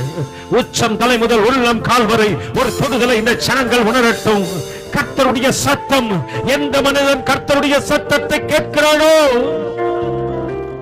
அவன் சகல ஜாதிகளுக்கும் ஆசீர்வாதமாய் இருக்கப்பட போகின்றான். சகல ஜாதிகளுக்கும் ஆசீர்வாதமாய் இருக்க போகின்றாய் மகனே, மகளே. கர்த்தர் அதற்காகத்தான் உன்னை அழைத்து வந்தார். கரத்தலை தாழ்த்தி தரை மட்டும் ஒப்பு கொடுக்கிறேன். கர்த்தர் தாமே தொடர்ந்து எங்களோடு கூட இடைப்படுங்க, பலப்படுத்துங்க, தொடர்ந்து நடத்துங்க. மீட்பரட்சகருமாகிய இயேசுவே இனிய நாமத்தில் ஜெபம் கேளும் எங்கள் ஜீவனுள்ள நல்ல பிதாவே. எல்லாம் பரத்துக்கு நேராக கைகளை உயர்த்தி பரிசுத்த ஆவியான இடத்துல ஒப்பு கொடுத்து முழு இருதயத்தோடு முழு ஆத்மாவோடு முழு பலத்தோடு கூட சேர்ந்து சொல்லுவோமா? என் ஆத்துமாவே, என் முழு உள்ளமே, என் ஆத்துமாவே கர்த்தரை ஸ்தோத்திரி. கர்த்தர் செய்த சகல உபகாரணங்களை மறவாதே. ஆமீன். ஆசீர்வாதத்தை பெற்றுக்கொள்ளும். கர்த்தராகிய இயேசு கிறிஸ்துவின் கிருபையும் பிதாவாகிய தேவனுடைய அன்பும் பரிசுத்த ஆவியானுடைய அன்னின் ஐக்கியமும் வழிநடத்தலும் துணையும் பாதுகாப்பும் சமாதானமும் இன்றும் என்றும் சதா காலங்களிலும் நம்மோடும் அநேக பரிசுத்தவான்களோடு கூட இருப்பதாக. ஆமீன்.